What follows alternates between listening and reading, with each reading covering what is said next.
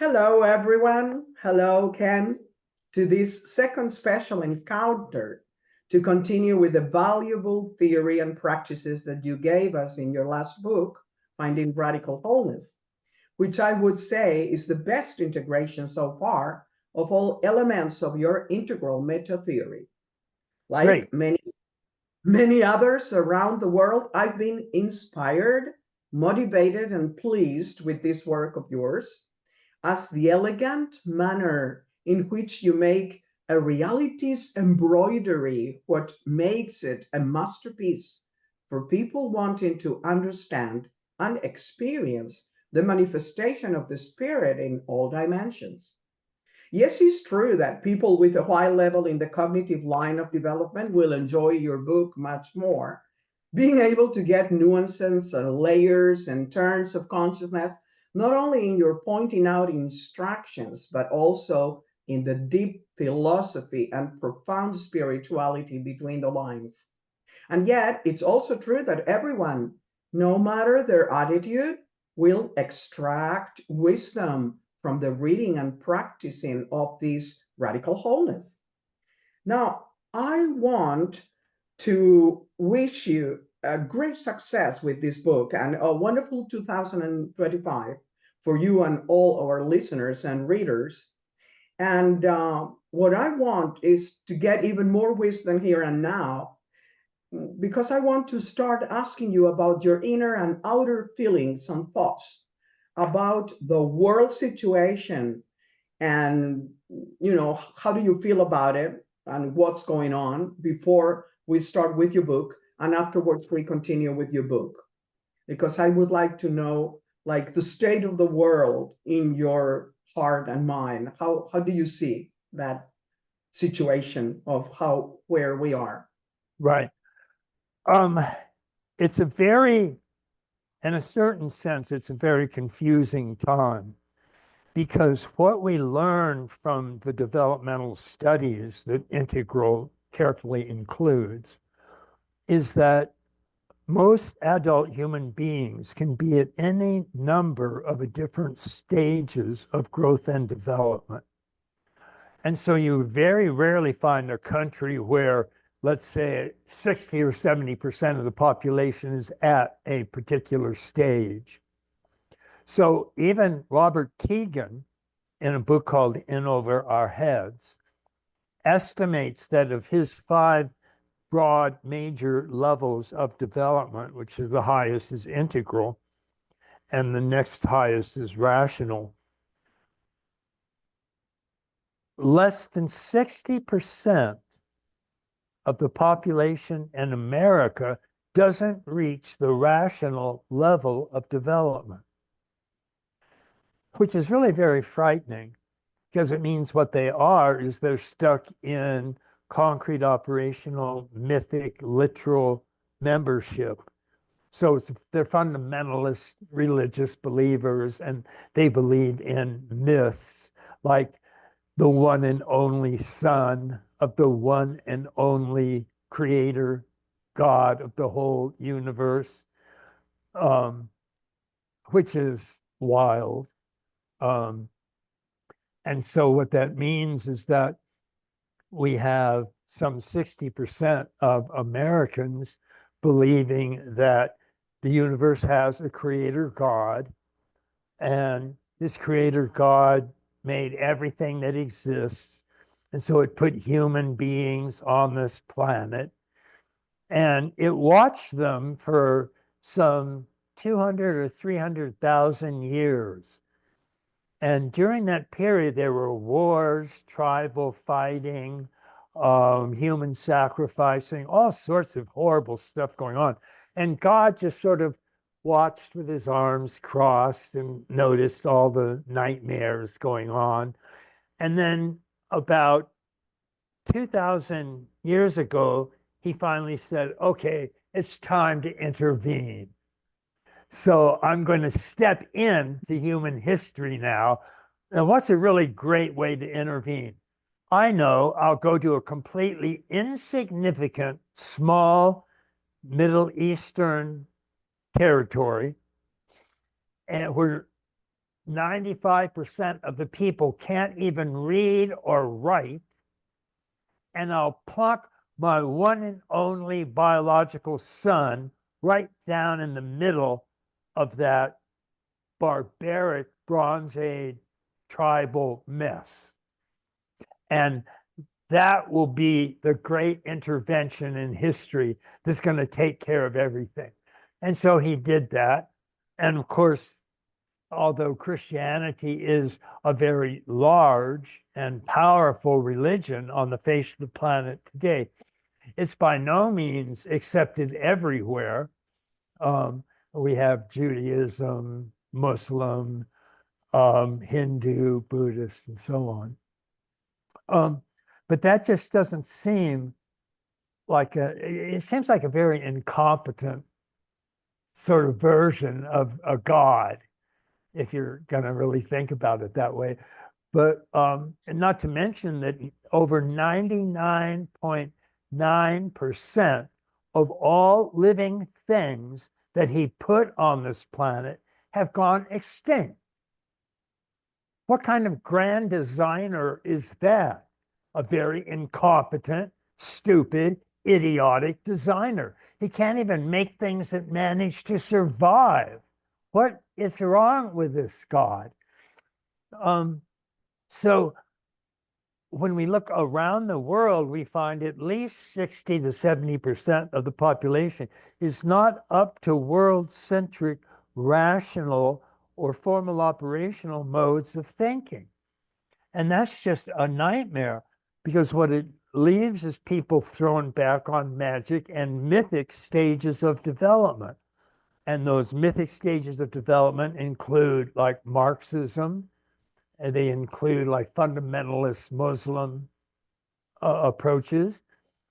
And so it's hard to get, I mean, the sort of a standard mantra of the boomer generation, those born in the 50s and 60s, it's almost a mantra of theirs that we're entering a profound paradigm shift.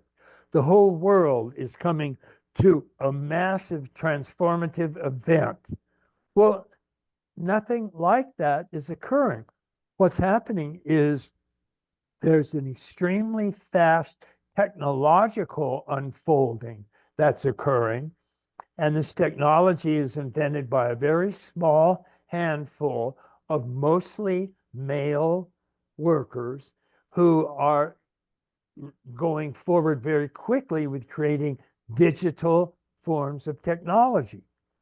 So we still haven't gotten to a point called general artificial intelligence, which would be when artificial intelligence can actually reflect on itself and come up with like all 5 senses and integrate them together.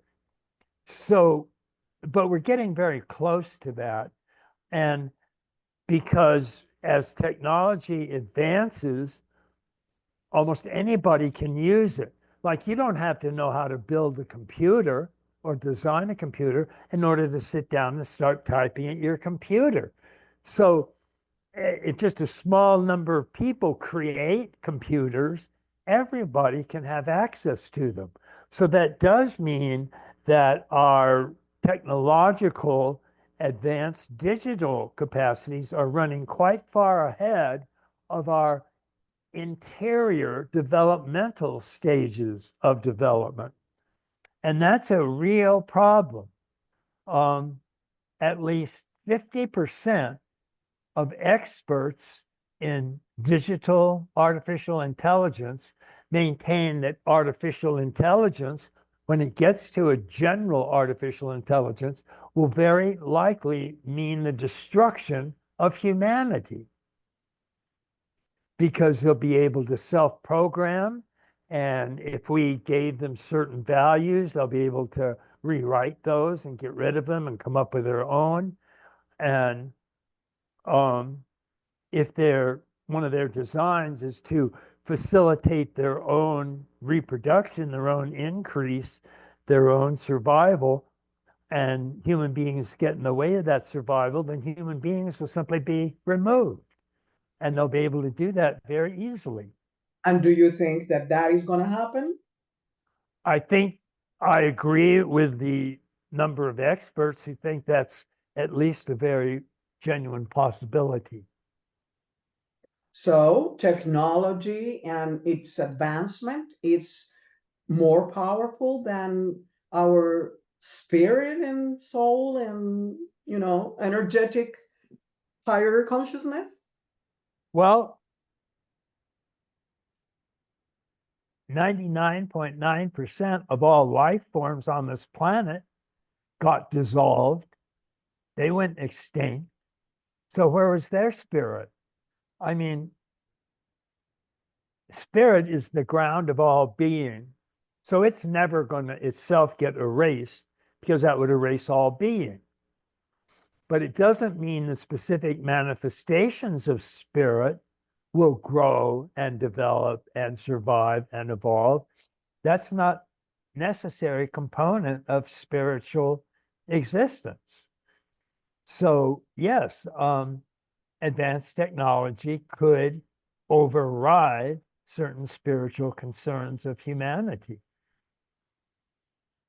I don't believe so. I mean, Well, in reality, there is sure a great possibility for that, and yet well, I that's all still I'm saying. I still have the hopes that, because that extinction that you were talking about of the 99%, of extinction, it was because we have never arrived to development in the rational mind as now. So, dinosaurs cannot be compared with the rational development of human beings. Well, Therefore, no, that's true. All I'm saying is that they do present a possible threat. yeah, a And possible threat, yeah. I also hope it doesn't happen, but there's hope and then there's what actually does happen. And they're not necessarily the same. So I'm just pointing that out when you ask about what the state of the world is. We're in a very difficult, complex stage of evolution. And evolution might end up branching off.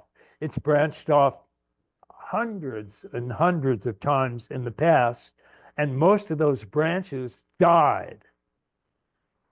I mean, you can talk about the Burgess Shale, this great side of a mountain in Canada that just got sheared off. And you can see all the stages of evolution embedded in the side of this mountain. And it looks much more like a furry bush than it does an actual growing tree. And most of the branches of that bush died out. You can see them. They appear at one stage and then they're gone. And they don't appear at any higher stages. Um, and that human beings could very easily, not necessarily, but they could easily end up being a part of that Burgess Shale die-off. Let's hope not. Yeah, let's hope not. Exactly. Let's hope not, please. So, um, well, thank you for your 5 cents on this, because it's a very important matter with which Yes, everyone is, concerned. right. Some people even scared, and some people just observant of what is going to happen, All right. because And that's one of the reasons I think the integral approach is so important, is that it does take all of this stuff into account. And it also provides things that humans can do to increase their likelihood of survival. So I talked about a big wholeness.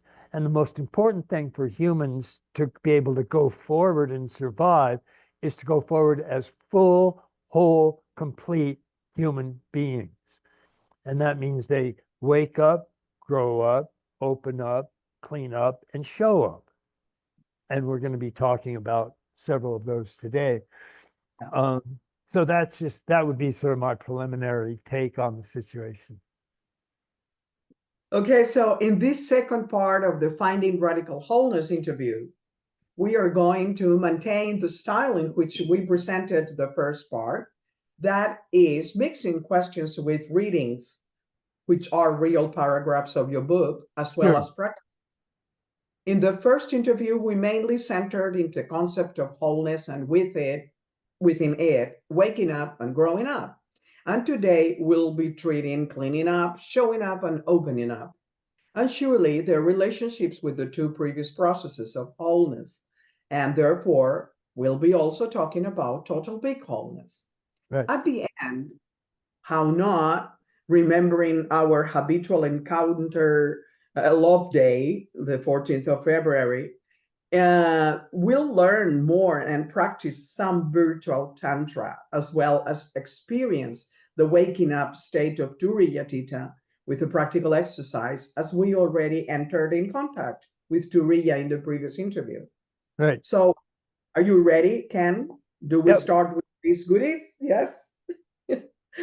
Good. So, being an integral psychologist and psychotherapist, I'm mostly interested in the process of cleaning up, as you describe it as a shadow work, and that's what I work with.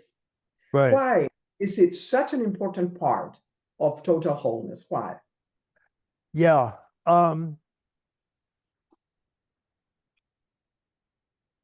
Although there's a long history of very smart people thinking about shadow elements in the unconscious, it's generally associated with the name of one major founder, namely Sigmund Freud.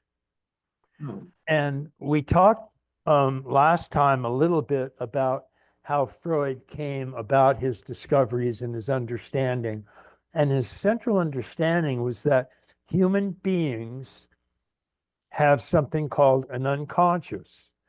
And what that means is that since we make judgments about what's in our mind, some aspects of our mind we don't like or we judge very harshly, and we push them out of our awareness.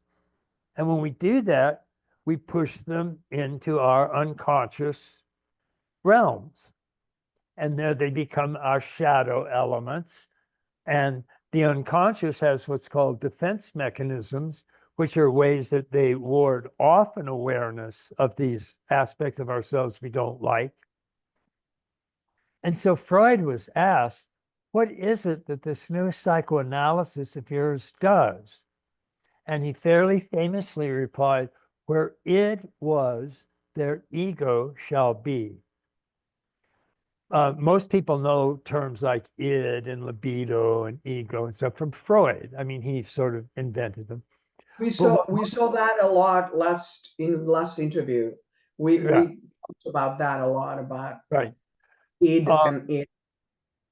and what most people don't realize is that Freud himself never once used the term id or I ego. know, I know. You said Uh, that. Yeah. right. Um, what he used was the actual German pronouns, the it and the I. And his official translator, James Strachey, translated Freud's terms, the it and the I, into their Latin equivalents. The Latin of it is id, and the Latin of I is ego. And when asked why he did that, he said, well, he thought the Latin made Freud sound more scientific. But what Freud actually said was, where it was, there I shall become. Now, that's a much clearer understanding of what he was actually doing, because the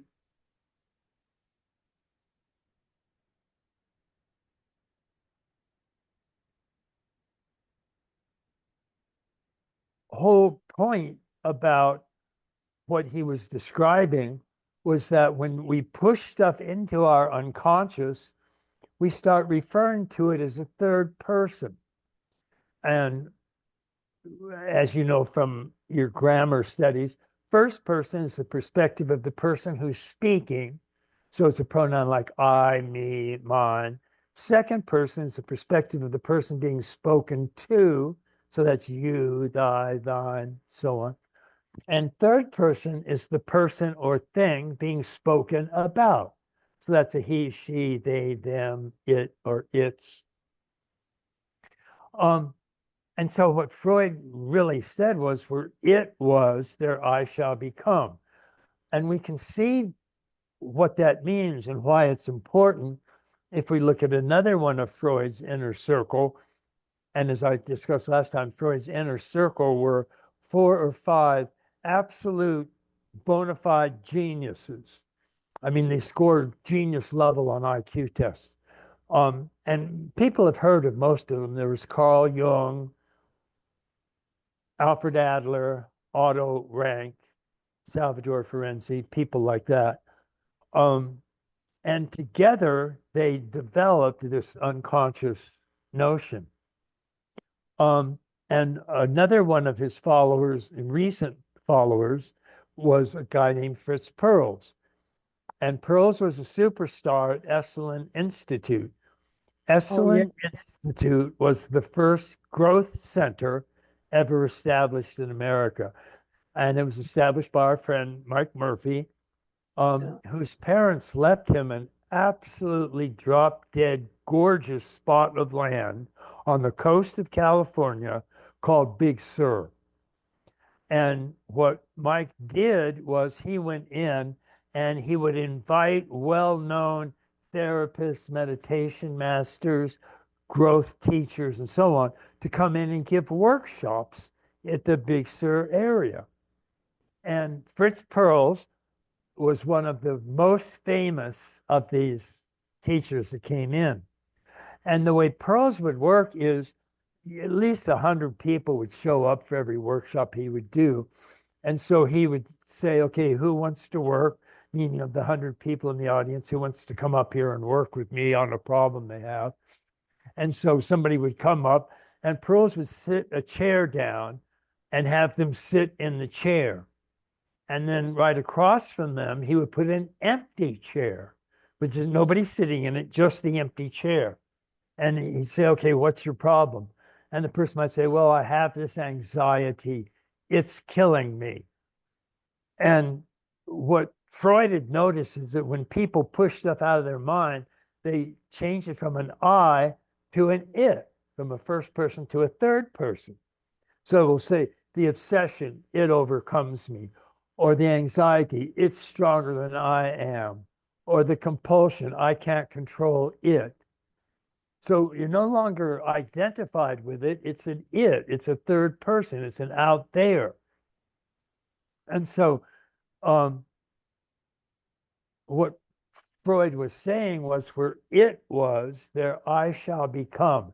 In other words, I have to take this it back and make it a part of my I. And notice that would include making the psyche more whole, because you're uniting the split off, fractured shadow with the real self, the total self, the I. So where it was, there I shall become. And the way Perls did this was really quite brilliant. And Perls had, by the way, and his critics hated him for this, but Perls had said, I can cure any neurosis in 15 minutes. And even his critics. You told us this on the last interview as well. Right. It's already written there. So if you want to, we can keep on, because we know about what he was saying. And so we can keep it up, because we have many questions. So I would say that I'm going to read from your own book something that could kind of summarize what you have just said, which is from your own book. And I start quoting, which it says, we're not talking just about negative or defiled emotions with cleaning up.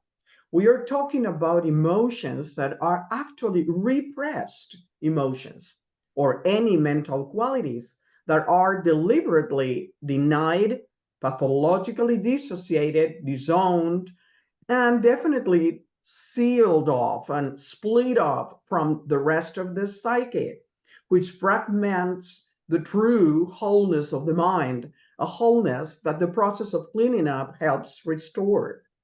And then I end the quote. So, this Jungian idea of the repressed emotions being the shadow, could it be seen, Ken, as the unhealthy side of the growth levels of development? How would it be the shadow of the two highest stages, Turiya and Turiyatita? Well, we'll cover how it can be part of Turiya and Turiyatita when we get to those states. Okay. But is it the unhealthy side of growing up? Yes, in a certain sense it is, because each growth stage transcends and includes its predecessor. And we find that's true of all forms of evolutionary unfolding. So when we talk about, for example, quarks become parts of atoms, become part of protons and neutrons, atoms become parts of molecules. So molecules transcend but include atoms, and they actually enfold them. They embrace atoms. So if you look at a molecule under a microscope, you can see all of its atoms. You can actually see them. They're still there. They're being fully embraced. And then these whole molecules become parts of a whole cell and single-celled organisms. And those single-cell entities become parts of multicellular organisms, and those go up a whole tree of life. So we always see this transcend and include in any form of evolutionary unfolding. That's how the universe got to be so complex. I mean, it started out from just a minuscule size of a pin to including billions and billions of stars and galaxies and God knows how many different animal and life forms, but because each moment transcends but includes the previous moment. And so the universe just gets bigger and bigger and bigger, as do human beings and all life forms. We get bigger and bigger and more inclusive and so on, which is why an integral approach is important. We want to include all of our wholeness. And if something goes wrong in that transcend and include process, we don't transcend and include, we transcend and deny, or transcend and repress. And that creates shadow material, and that creates neurosis and psychosis and all forms of mental problems. So what we were saying is, what Freud was saying was, where it was, there I shall become. And I started mentioning, which we talked about previously, how Fritz Perls would handle this. And he would handle this by sitting a person who, in this case, had terrible anxiety. He'd sit them in a chair and he'd say, okay, I want you to take your anxiety and put it in the empty chair and talk to it. And the person would usually say, well, like what? And say, well, why are you doing this to me? Why are you causing me so much pain? Why are you causing me so much anxiety? So the person would say, okay, talking to the empty chair, to this anxiety, why are you doing this to me? Why are you hurting me so much? And then the person would say, okay, now you be the anxiety and answer yourself. Why are you doing this to you? So the person would go, okay, so why are you doing this to me? And so then you play it and you go, well, because you're stupid. You're an idiot. You always mess everything up. I mean, why wouldn't I do it to you? And person say, okay, now answer that. Sit as you're in this chair as yourself and respond. And so the person will go back and forth talking to this it anxiety and talking as if it was an I, because they would answer back as, I'm doing this to you because you're stupid, or so on. And within about 10 to 15 minutes, everybody in the room could see this person's anxiety slowly disappearing, because the more they re-identified that it as part of their I, because they're talking as if it was an I, the more they're re-owning it, the more they're making it into an I, where it was, their I shall become. And that's why cleaning up, which is this whole process of reuniting shadow with self, that's why it became such an important part of finding and creating wholeness in an individual. Because as we go through these stages of growth and development, as we say, every stage is supposed to transcend and include, but almost nobody gets through childhood or adolescence without transcending and denying to some degree. And so we all have an enormous number of shadow it elements lying around in our psyche. And so we don't have a whole mind, we don't have a whole brain, we don't have a whole self sense. We have a fractured, split apart, fragmented self. And most adults in this culture today have an enormous amount of shadow material. And you can tell shadow material because in order to hate somebody or dislike somebody in the world out there, you have to first dislike those aspects in your own self. And then you'll split them off, you'll project them onto others, and then you'll hate others the way you originally hated this stuff when it was in you. Absolutely. So people can find their shadows by just look around and say, who do you like? Who do you dislike? And by the way, you can split off and project very positive things in yourself as well as negative. We go to that. Yeah, we're going to that because now we're talking about emotions all the time.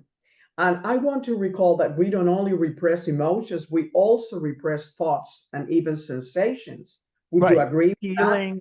Feelings, thoughts, sensations, tendencies, attitudes, inclinations. We can, virtually anything that's in your conscious mind now can be forced out.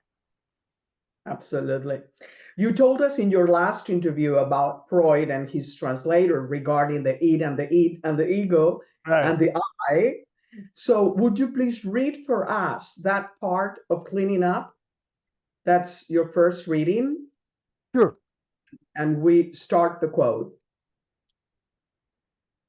The unconscious contains the things that you hate about yourself, things that you judge most harshly, things that you simply cannot stand to have in your awareness. So you shove them into the basement, moving them to the other side of your self boundary, where they appear to belong not to you, but to some other. Also, you can completely lose track of incredibly positive things about yourself, your beauty, goodness, strength, and virtue, and project onto other people as well, the so-called golden shadow. Freud said, where it was, there I shall become. We create shadow material by taking some I elements and disowning them as an alien it. We deny it, we disavow it, we split it off from our conscious self, and then it appears as if it belongs not to my own first person or I, but some third person, him, her, or it. But it's actually mine. In order to cure the problem, we have to take that it back and re-own it, reintegrate it, return it to the self, to the I, and thus restore the psychological wholeness that we lost when we repressed the shadow material. Every time we do this, we're creating a greater mental wholeness, which expands our self-sense from a narrow persona that's split from our shadow to a more complete, accurate, and whole psyche. In general, simply having ways to recognize and heal our own shadow gives us a profoundly important tool for increasing our own understanding, growth, and wholeness. So that's a good summary of what it does. It's a great summary. And then we end the quote there because all that is in your book because it's so well explained that. Right. So Jung said, what we don't bring into consciousness will manifest as destiny. Would you agree with such affirmation, Ken?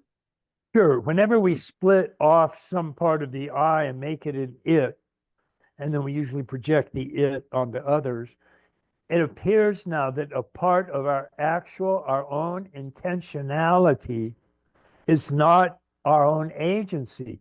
It belongs to somebody or something out there, and that Mhm. appears as our destiny. Mhm. And it's not. It's our actual desire, our actual inclination, our actual whole psyche. So yeah, I agree with Jung. Jung, by the way, really was a very bright guy. Um, and he was Freud had already called Jung, quote, my crown prince and successor. Mm.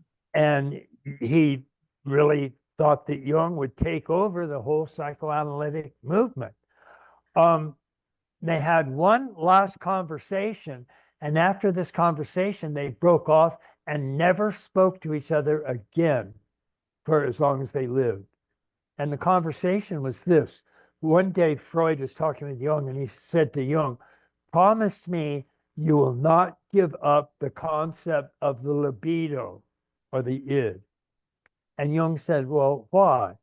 And Freud said, because without that concept, we're open to the black tide of the black mud of occultism.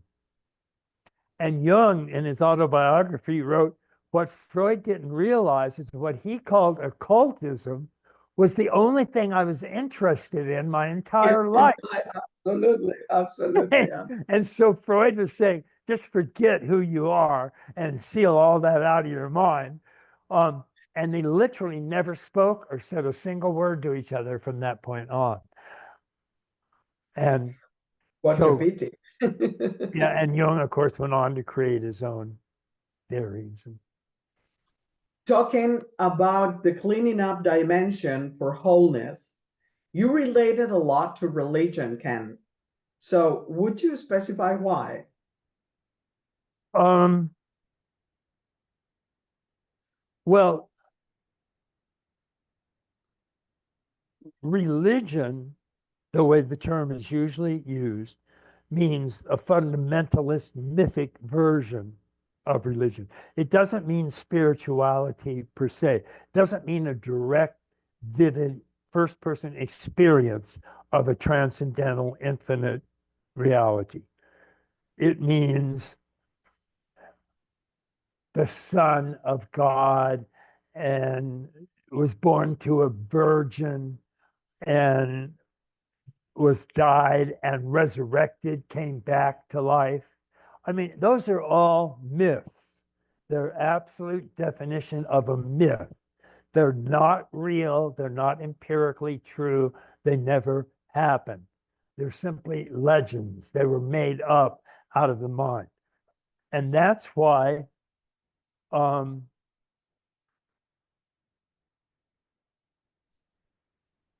I often tie in cleaning up with religion, because mostly what cleaning up is doing is getting rid of the religious fundamentalist myths that we all carry with us. And that's a very important thing to do. Um, I mean, as the atheist, like Christopher Hitchens is constantly telling us, we need to regain our own freedom. And we regain our freedom by throwing out this celestial dictator called a mythic God who watches everything you do, is aware of every thought you have, cares whether you have sex, who you have sex with, cares what you eat, and on and on. And that's not freedom. That's a total enslaved barbarism. And the atheists are right. My problem with the atheists, of course, is they have no understanding of what real spirituality means. They couldn't tell you what a Satori or a Kensho is, or even a direct stepping out of Plato's cave of illusions into the reality outside the cave. They have no idea what all that means. And so they talk around it all the time. And they fall back on the mythic, legendary aspects of fundamentalist religion. And that's what they hate. What they don't understand, and the reason that that type of religion is in some sense increasing on the planet, it's not getting, people are not waking up to their rational atheistic selves, they're becoming more mythic. And the reason is it's an actual stage that every single human being goes through as they're growing up. Remember the simple names that I often use for a lot of these stages are those introduced by Gene Gebser: the archaic stage, the magic stage, the mythic stage, the rational stage, the pluralistic stage, and the integral stage. Everybody starts out on an archaic stage, and then moves to a magic stage, then to a mythic stage. And according to Robert Keegan, not 60% of those people make it to the rational stage. So a huge part of our population is sealed off, and it doesn't mean totally identified with mythic, but it does mean they have very strong mythic beliefs. And that's just, and those all require a cleaning up process. Absolutely. And people Absolutely. are just reluctant to do that. I know we need therapy. I remember that was the title of an article that I wrote, like the world needs therapy, right? Because Right. it is Yeah, so. that's right. It's such an important part of any recuperation of consciousness, and development of consciousness, to clean up, because if we Right. don't do that, we are bound to negative results. Right. And it's just a byproduct, as we were saying, of the actual process of evolution, because evolution does transcend and include. And that means it goes beyond myth, but it also embraces myth, unless we actually work to clean out the myths. Mm-hmm. Mm-hmm. And when people build so much of their hopes and aspirations and desires on myths, and those myths are no more real than the tooth fairy or Santa Claus, and they're not, then that's looking for trouble. I mean, Christopher Hitchens is right. We're asking for mental enslavement to the extent we actually believe those mythic, literal truths. And by the way, a lot of developmentalists actually call the mythic stage the mythic literal stage, because myths are taken to be literally true. We actually believe that they're real. And right up there with the tooth fairy and leprechauns and Santa Claus. I have seen it. I have treated people in consultation that believed that God had a beard. Yeah. I know. And you're So talking to a 6-year-old. yeah, it's very impressive. Yes. Anyway, the practice for the cleaning up that you propose in your book is the 3-2-1 process. So Right. I want to read a paragraph about it as a kind of introduction, and then you develop it, please. Sure. I start the quote. It says, each level of development has a different structure, contents, and tools of awareness, and therefore uses its own elements to create different defense mechanisms, as well as provides the material that will become the shadow material of that level itself. So if you really want to work on your shadow in a cleaning up process, you'll want to look at each of these levels of shadow material and adjust the therapeutic process to specifically address each of them, with their own fine differences and nuance, and the different defense mechanisms involved at each level. The good news is that there are some very general practices that work with shadow material, no matter what level it comes from, and that is the 3-2-1 process. I end of quote. So Ken, would you tell us more about this integral therapeutic task of the 3-2-1? Sure. What we've been talking about is how I becomes an it when we split it off from ourselves. And again, first person is the person speaking. So it's I, me, mine. Second person is the person being spoken to. So that's the you, thy, thine. And third person is the person or thing being spoken about, the he, she, they, them, it, or its. And what we find is that when the mind splits off stuff, there are various different defense mechanisms at each level of growth and development. And a very sophisticated psychotherapist will tend to work with the different levels of shadow material that a person has. And one person might be using introjection, another person might be using projection, another person can be using reaction, formation, and so on. And generally, the therapist will cover those areas. But one thing that clever psychotherapists have noted is that anytime the mind seals off something, it goes through a similar process. And that process is the material starts out as a first person I. As we say, it goes from I and it. And then when we don't like that part of ourselves, we'll push it away from us. And the first time we push it away from ourselves, we turn it into a second person.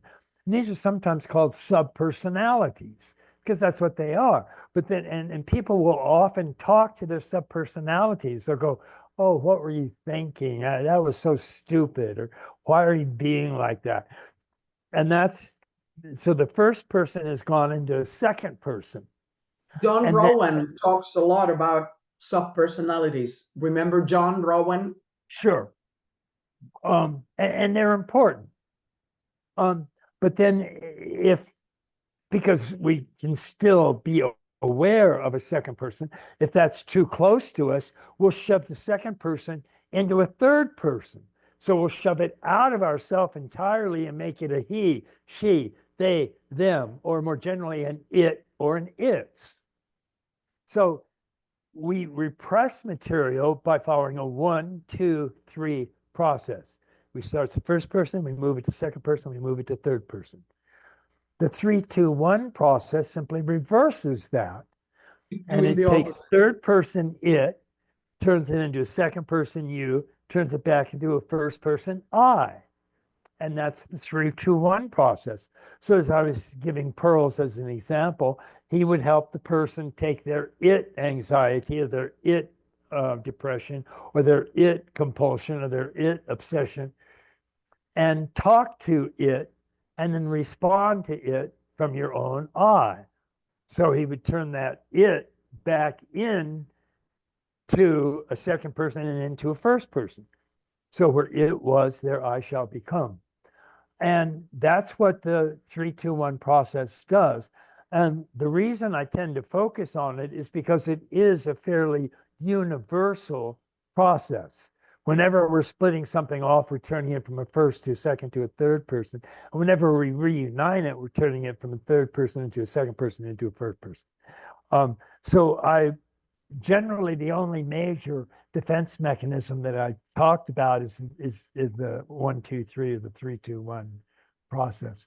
And that's the reason why. I call it, I don't know if you agree, like lack of responsibility. So Sure. to re-own it, and being again, get that ownership of whatever that is, it's so important, is to make ourselves responsible That's right. because of the consciousness that we have the ability to respond to That's right. whatever it is. So I think it's very, very important, that ownership again. Yeah. Right. So we said that the shadow may contain also positive traits. So let's listen. What did you say in your Finding Radical Wholeness book about love? As we see all around how is commercially overemphasized this romantic aspect of it. So let's address it, if you please, read for us. And we quote. Sure. We can completely lose track of the truly positive and admirable qualities in ourselves, our compassion, strength, shining brilliance, beauty. We project them onto other people and then see people everywhere who seem to be real heroes, at least compared to the wretched mess that we are. The greatest love of all is the love I have for me, Whitney Houston sings, but not many people actually feel that because they're too busy projecting all their lovableness onto others, leaving them with the feeling that deep down they are wretched, worthless souls.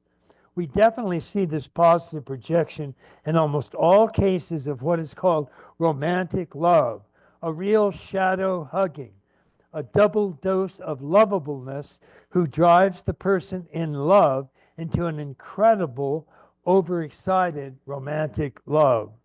Yeah. When they re-own their shadow, their own self-sense grows because it has taken back some aspect of itself that was previously split off and projected, which decreased the size of their self. Such diminishment moves in the opposite direction of a genuine evolution, which always moves towards increasing and expanding awareness, self-identity, and thus the size of the self, in other words, in the process of awakening to a genuinely true reality. Waking up, growing up, and cleaning up are constantly working in the direction of evolving and expanding our awareness, increasing the size of the individual organism to a supreme identity with the entire cosmos, a oneness with absolutely everything that is arising moment to moment, a stunning increase in the real size of ourself. And the creation of shadow material is a major process that completely works against that evolution, that actually diminishes self-identity and narrows consciousness. If at any one of the evolutionary stages of transcend and include, we have any major problems or issues with including or assimilating that new material, then that material will become shadow, will be deflected out of our awareness and into the wide world of not me and other, with a painful series of symptoms, neuroses, pathologies, and dysfunction, making ourselves less and less instead of greater and greater, which is what evolution wants to bring about. That's it. And then we end the quote. All that is very well explained in the book again. Yeah, absolutely.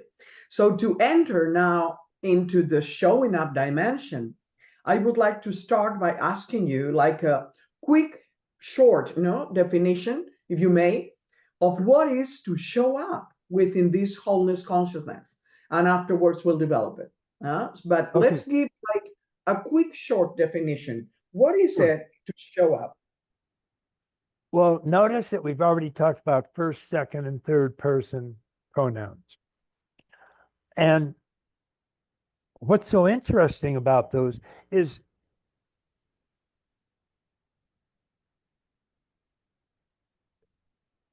grammaticians actually point out that we have an enormous number of different perspectives available to us, and the number of perspectives increases as we grow up. So we have first person perspective, second person perspective, third person perspective. We also have a fourth person perspective, a fifth person perspective, a sixth person, a seventh person. Jane Lovinger actually defines each of her major stages of development according to how many perspectives they have available. So her first stage can only take a first person perspective. The young child is just aware of I, me, mine, gimme, so on. When they get to the second stage, they add a second person perspective. So they are aware of others. They can take another person's perspective, and they can also start to love that other person because they recognize that they're a different person than their own I, me, or mine. And their third stage can take a third person perspective. So it can generally start to think in terms of like mathematics and logic and rationality and so on. A fourth person perspective is if you're thinking about first, second, and third person perspectives, you're doing so from a fourth person perspective because the fourth person is aware of first, second, and third. And then if you think about fourth person, you're thinking about it from a fifth person perspective. Could that be like a short definition of show up? That's right. And so when we show up, and generally when I first drew um, the quadrants, I was on one of those big yellow pads of legal tape, and I just drew a cross, and it had 4 quadrants. And I realized that these 4 quadrants really were are fundamentally important perspectives that we all had available to us.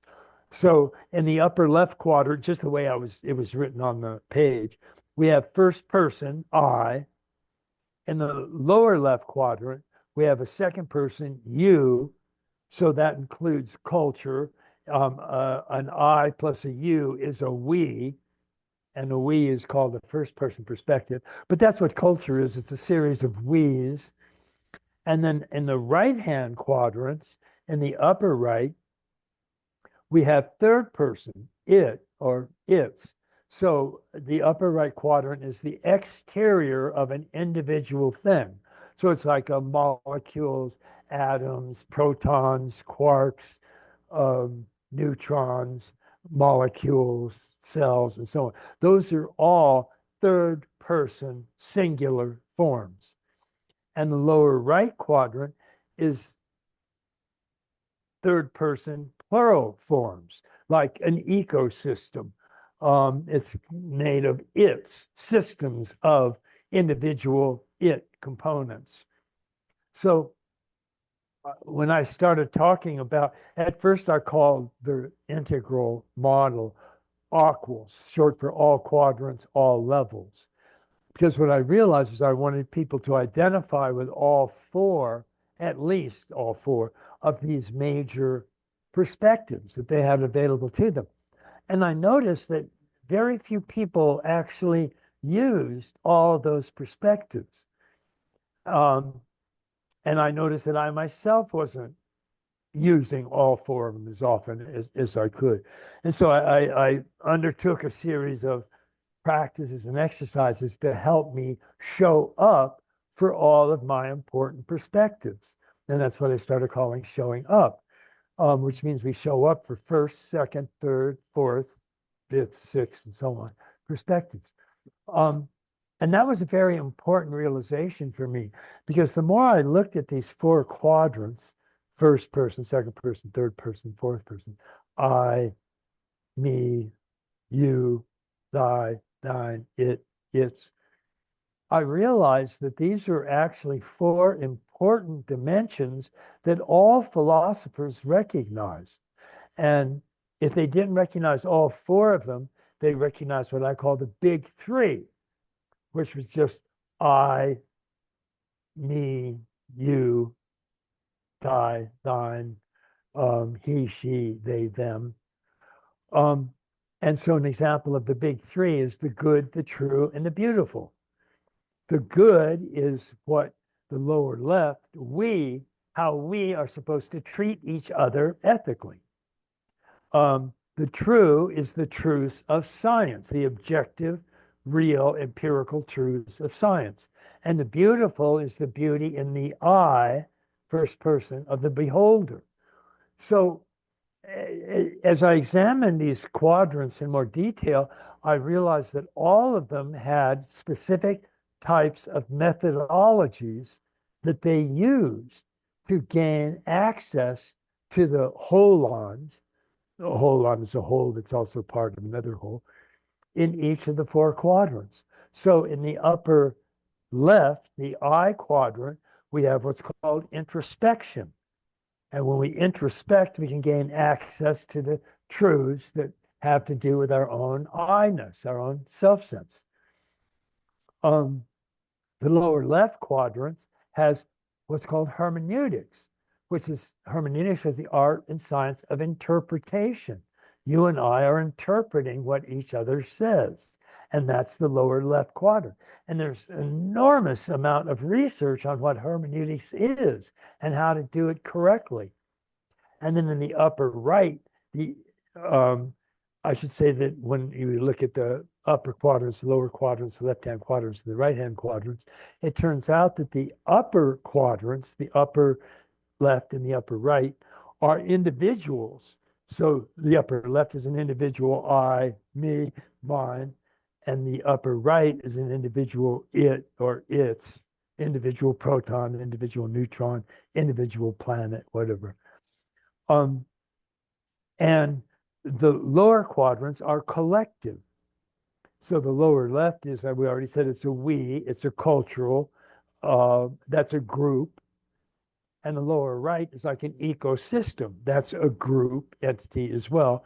So we have the upper quadrants, which are individual I's or its, and the lower quadrants, which are group or collective its. And then the left-hand quadrants are all made of consciousness. So the upper left is an I consciousness. The lower left is a we or an us or an ours consciousness. And the right-hand quadrants are all what we would call material quadrants. So they're it and its, he, she, they, them, atoms, molecules, cells, and so on. And so each of those has a particular methodology that's been very carefully studied. And the more I looked at it, the more I realized that all of them had methodologies that were fully recognized by virtually every major philosopher in the world, and the well studied by entire disciplines. So we already talked about introspection and hermeneutics, and the upper right is simply, what does an individual object look like? And that's generally referred to as sensory objects, and that's known as empiricism. And science usually describes itself as empirical because it likes to study just individual exterior material things. And so it's an empirical science. And then the lower right is empirical individual objects, but they're also, as they're brought together into groups. So we have like single molecules come together to form crystals, which are a group lattice, and crystals come together to form major crystal forms. Those come together to form planets. Planets come together to form solar systems. Solar systems come together to form galaxies, and so on. So those are all understood through something that's called systems theory, which is a lower right methodology. And all of that is the different ways of talking about showing up, because these simple four quadrants that I had initially just drawn as these simple cross turn out to be incredibly complex and very important aspects of reality. So we have an I, we, it, and its. And as I say, there are entire disciplines devoted to each one of these areas. And some developmentalists like Jane Lovinger have actually made the recognition of these areas an indicator of the stage of development that you're at. So are you just using a first person or second person or third person or fourth person perspective? So showing up ended up becoming a very important aspect for me. And that's why when I first came up with the first version of Integral, it was all quadrants, which meant showing up for all four quadrants, all levels, because that meant all of the different quadrants go through the same basic levels of development. And then as I kept studying it, I added cleaning up and showing, well, opening up, and waking up, yeah, and that all the wholeness, all the rest of the wholeness. right. I was going to ask you precisely about things that you have already explained, so we are going to go to the following, which it's that you say, and I quote, that the greatest sin of modernity was to fully erase and delete any reality for the interior left-hand dimensions.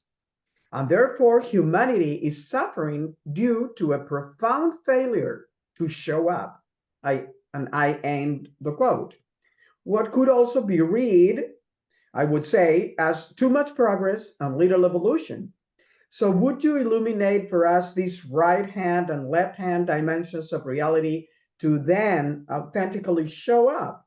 Because if not, modernity is the one which we say that it has kind of deleted our capacity to evolve, That's right. right? That's right.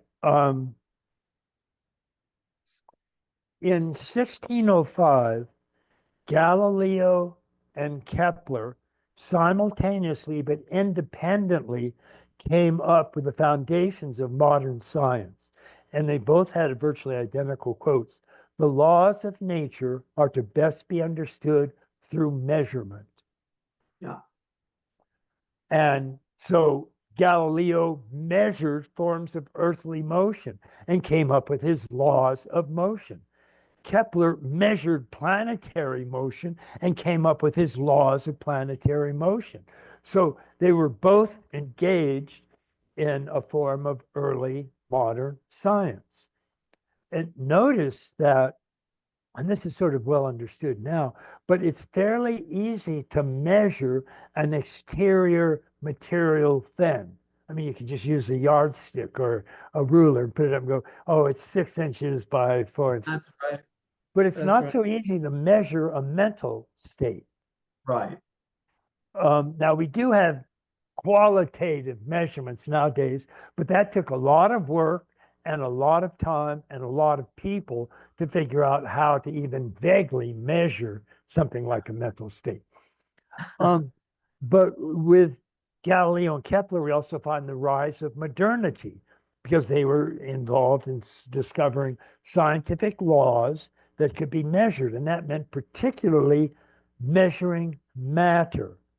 And as we talk about later, I define matter not as the lowest rung in the great chain of being, but But the as the exterior exterior, reality of I love all that. levels.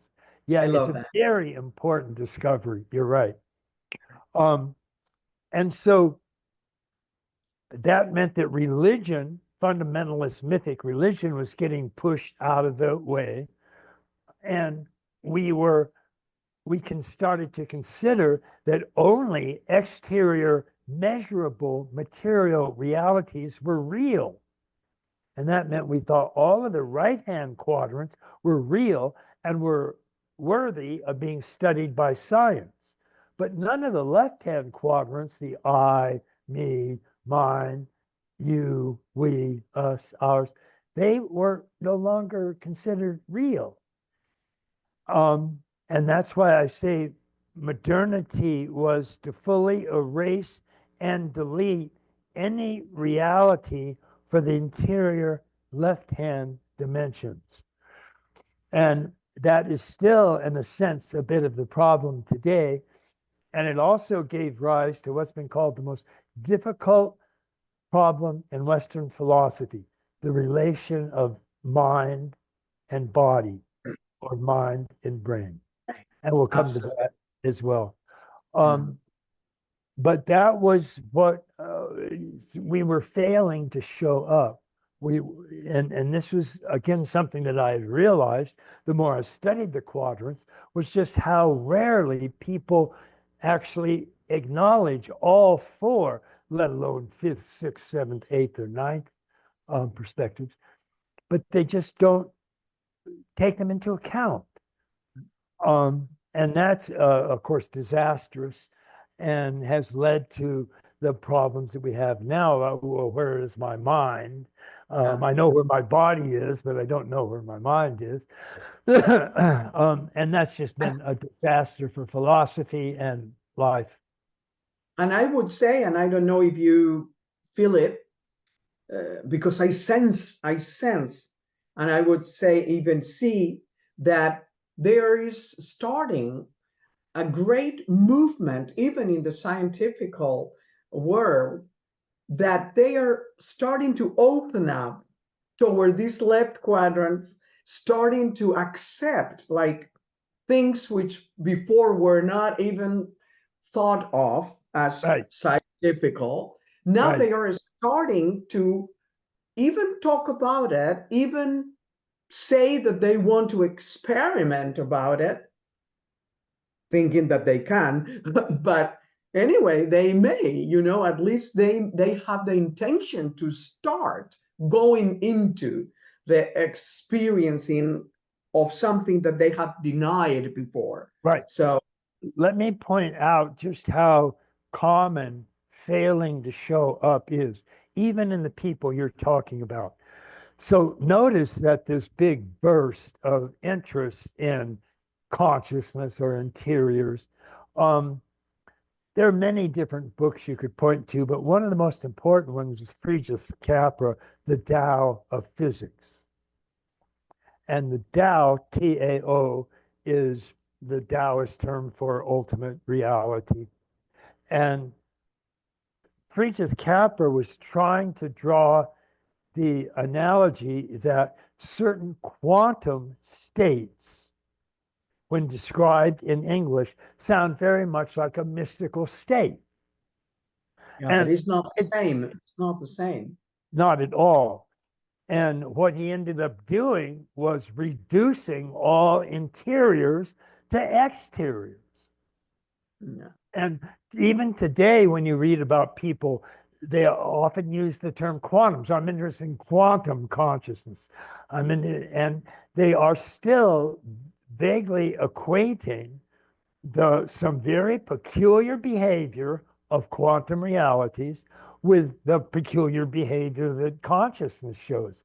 And all of that is profoundly misleading.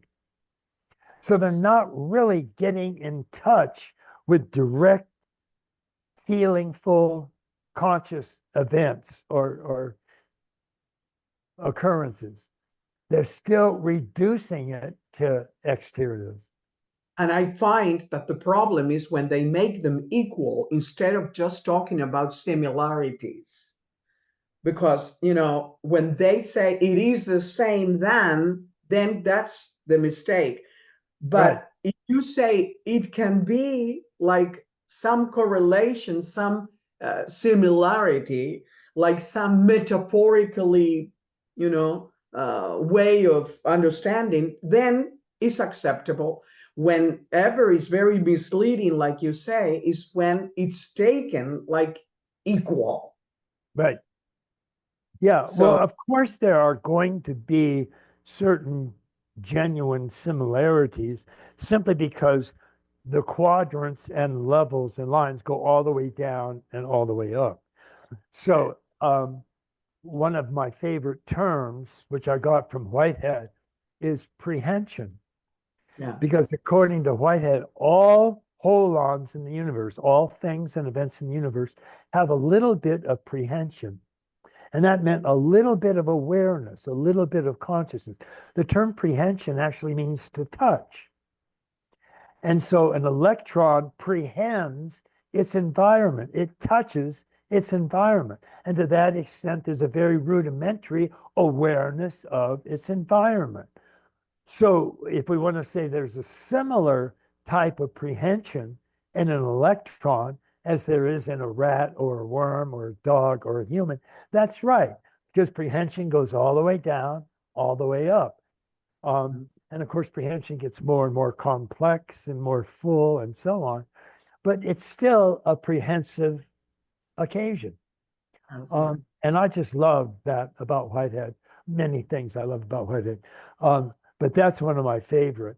But the Friedrich Capra move has been a disaster, and it's probably the most common error, mistake that I find most human beings making. And especially once they get into theoretical writing and they'll start talking about, well, quantum consciousness does this and quantum awareness does that. And they hook it to all these weird And yet, phenomena that quantum realities show. I understand that you don't like that, and I don't either, because it's true that they mistake like the cave, okay, the cave Right, with the light outside of the right, cave. So no, because it's true that what you're saying is the um, um, is a different means of observation. So, that's why when they do it equal, they are mistaken, because Right. the observation, what am I wanting to observe, is different. So, and yet I would say that this, because you are citing Capra, and I would say that that was like, let's say, quantum leap, to make a funny repetition of it grammatically, because there was a quantum leap there when all of a sudden a physicist just starts talking about spirituality. So there was something different all of a sudden from the super scientific, hardness. That was a quantum leap. And Into yet, a specific disastrous mistake.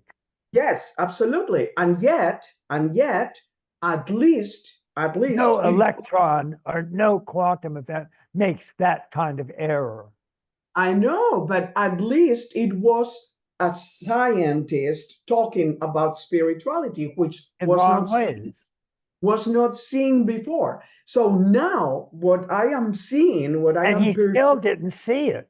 He still didn't understand the actual quantum realities of an electron. yeah, but I say that he was in the 70s, in the 80s.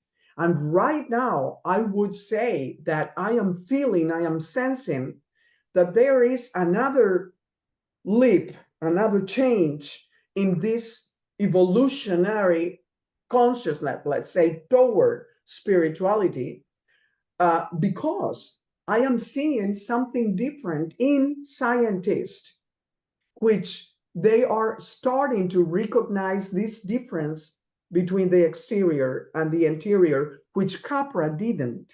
So that's what I'm saying, that now I am seeing like a different jump from the 70s or 80s with Capra and other physicists that were separating themselves from the, we are physics and we only talk about physics, right? So I am content in this sense, because I am seeing some movement, I would say, that gives me hope. So let's see. Well, I see some of that movement, and I agree, particularly the good ones that write about it. Like Erwin Schrödinger was a brilliant, well, he was the co-founder of the entire quantum mechanic movement. And the Schrödinger wave equation is still the central equation defining quantum reality.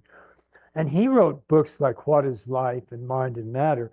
And he himself was a genuine believer in Vedanta Hinduism. And he was a brilliant writer. And his mystical writings just bring tears to my eyes. They're so beautiful. And I mean, not since Plato's dialogues have I read such exquisitely mystical stuff. And he's got it right. He gets it exactly right.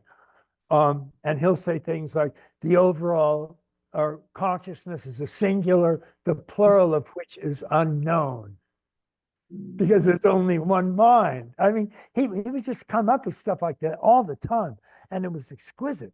And never once did he make the mistake of equating consciousness with a Adam's prehension. Yeah. He just wouldn't do that. Um, but the number of people that write like Schrödinger, although there is a certain increase in them, is still relatively small. Oh, yeah. And so we still have to push them with integral. We still have a lot to go, yes. Right. One of the biggest problems in the West is the mind brain problem, like we said, as one quadrant tries to be reduced into the other, and integral meta theory maintains that this is not possible. So it is obvious that we Westerners are not seeing reality as a whole, and much less as a big wholeness. So could this be what you call in another of your books quadrant absolutism?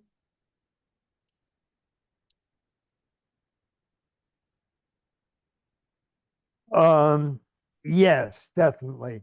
The problem is that most scientists now who are dealing with the brain-mind problem are still refusing to show up. They still equate mind with certain physical characteristics of the brain. And I mean, you can start out with, they don't even look like each other. I mean, the brain looks like a crumpled grapefruit. It's about the same size and it's crumpled and it's got all these creases and all that. The mind doesn't look like a crumpled grapefruit at all. I mean, the mind is just full of images and symbols and signs and all sorts of stuff. But most researchers on brain mind stuff just really studying the brain, and they equate various mental like mathematical equations and so on with actual brain states, and they're just really running roughshod over the whole problem, and that's, you know, Friedrich Capra still lives on, and that's a real problem. It's a quadrant absolutism because they pretend that that's their reality. Right. And it's not true. Yeah. They are missing the left-hand side. That's right. They're absolutizing the upper right quadrant, and that's just a disaster. That's the greatest mistake. So to even enhance more what you said in the last two questions, would you please read the following paragraphs from your book, Ken? Sure. Your third reading. Start quoting. Yeah. The interior and the exterior are basically two different dimensions of the same underlying wholeness or non-duality at each level. When they are manifest, they each appear as a partialness. And this partialness is what makes the body-mind problem so hard to solve for human awareness. The problem itself cannot finally be solved in any way that feels right until the primary dualism between subject and object, interior and exterior, is dissolved. And that occurs only with a genuine waking up or one-taste awareness. Cartesian dualism cannot finally be solved by any amount of logic, reasoning, or evidence, which is why it's the most difficult problem for Western logic to solve. It yields only upon a direct waking up to the ever-present ultimate reality of non-dual suchness. However, in the relative world, there are still a staggering number of correlations that need to be mapped. Duality itself is resolved to the realization revealed with the genuine waking up that both dimensions are partial perspectives on the same underlying wholeness. In this regard, I should mention that you don't need a major waking up in order to begin showing up. It's only necessary to realize that at whatever level of growing up you are at, you have all four of these major dimensions available. Non-dual spirit manifests the entire relative world. And when it does so as all four quadrants simultaneously. The four quadrants arise together, evolve together, and tetra enact together. The central problem that human beings face today is not due primarily to the fact that we existed in a global village with its economics, finances, trade, technology, education, and politics all being globally interwoven of 7 billion people. The central problem is that the capacity to inhabit a level that fully embraces this global reality is the result of several major stages of interior human development. And at this time, less than 30% of the population of the world have developed to the world-centric stages where this can be done. As Robert Keegan said, we're in over our heads. The real problem is that we're not even recognizing or tracking this interior evolution. And so we have no idea that there's even a problem, let alone what to do about it. That's it. So real. We don't even know what to do about it. We are so lost. Right. their Yeah, we ends. don't even know that we have a problem. That's right. That's right. We are very lost as human beings. Only the percentage of people that we have some integral vision, we can view what's going on in reality, and have more or less like the guidelines to kind of possible follow up. Right. Because And the problem is that the methodology of introspection, which looks within, cannot see structures of growing up. And this is very different from something like waking up. If you're sitting in a forest and you're meditating, and all of a sudden you become one with the entire forest and one with the earth and one with the solar system, and you know it. If you're drenched in love and bliss and you feel one with everything, you're completely aware of it, because those are all first person I experiences. You have that experience and you know it, you understand it fully. But whenever you're going through different stages of growing up, you have no idea you're doing that. I mean, one day you're stuck in magic, and the next day you wake up and you're sort of at a mythic stage. You don't go, oh, wow, I see the world so differently today. You have no idea that you've gone from magic to mythic, or from mythic to rational, or from rational to pluralistic, from pluralistic to integral. And that leads, of course, to the problem of measurement, and why science didn't even look at stages of growing up. They were only discovered about 100 years ago, we whereas are our so states of modern. waking up have been known for hundreds of thousands of years, all the way back to the earliest shamans. And yet we have gone through almost our entire life history with no understanding of these stages of growing up, because we can't see them when we look within.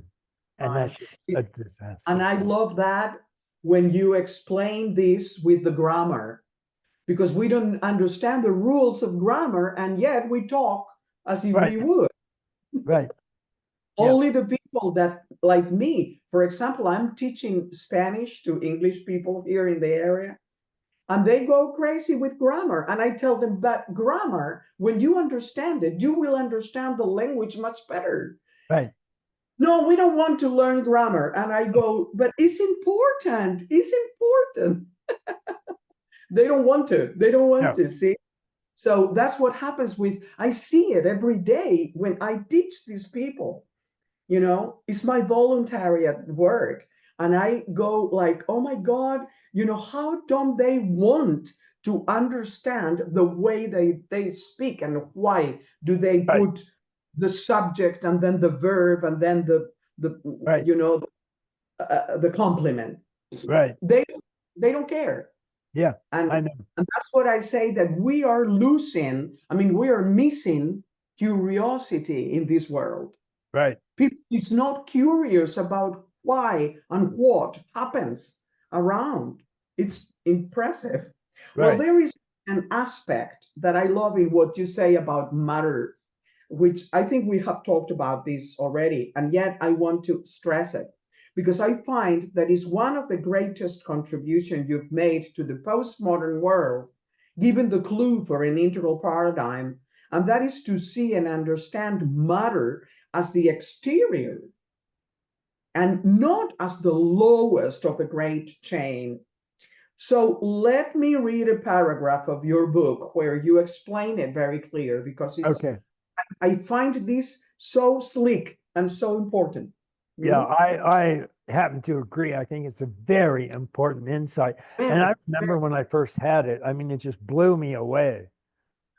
yeah. But it was just, It's I vital. was just overwhelmed. Yeah, yeah.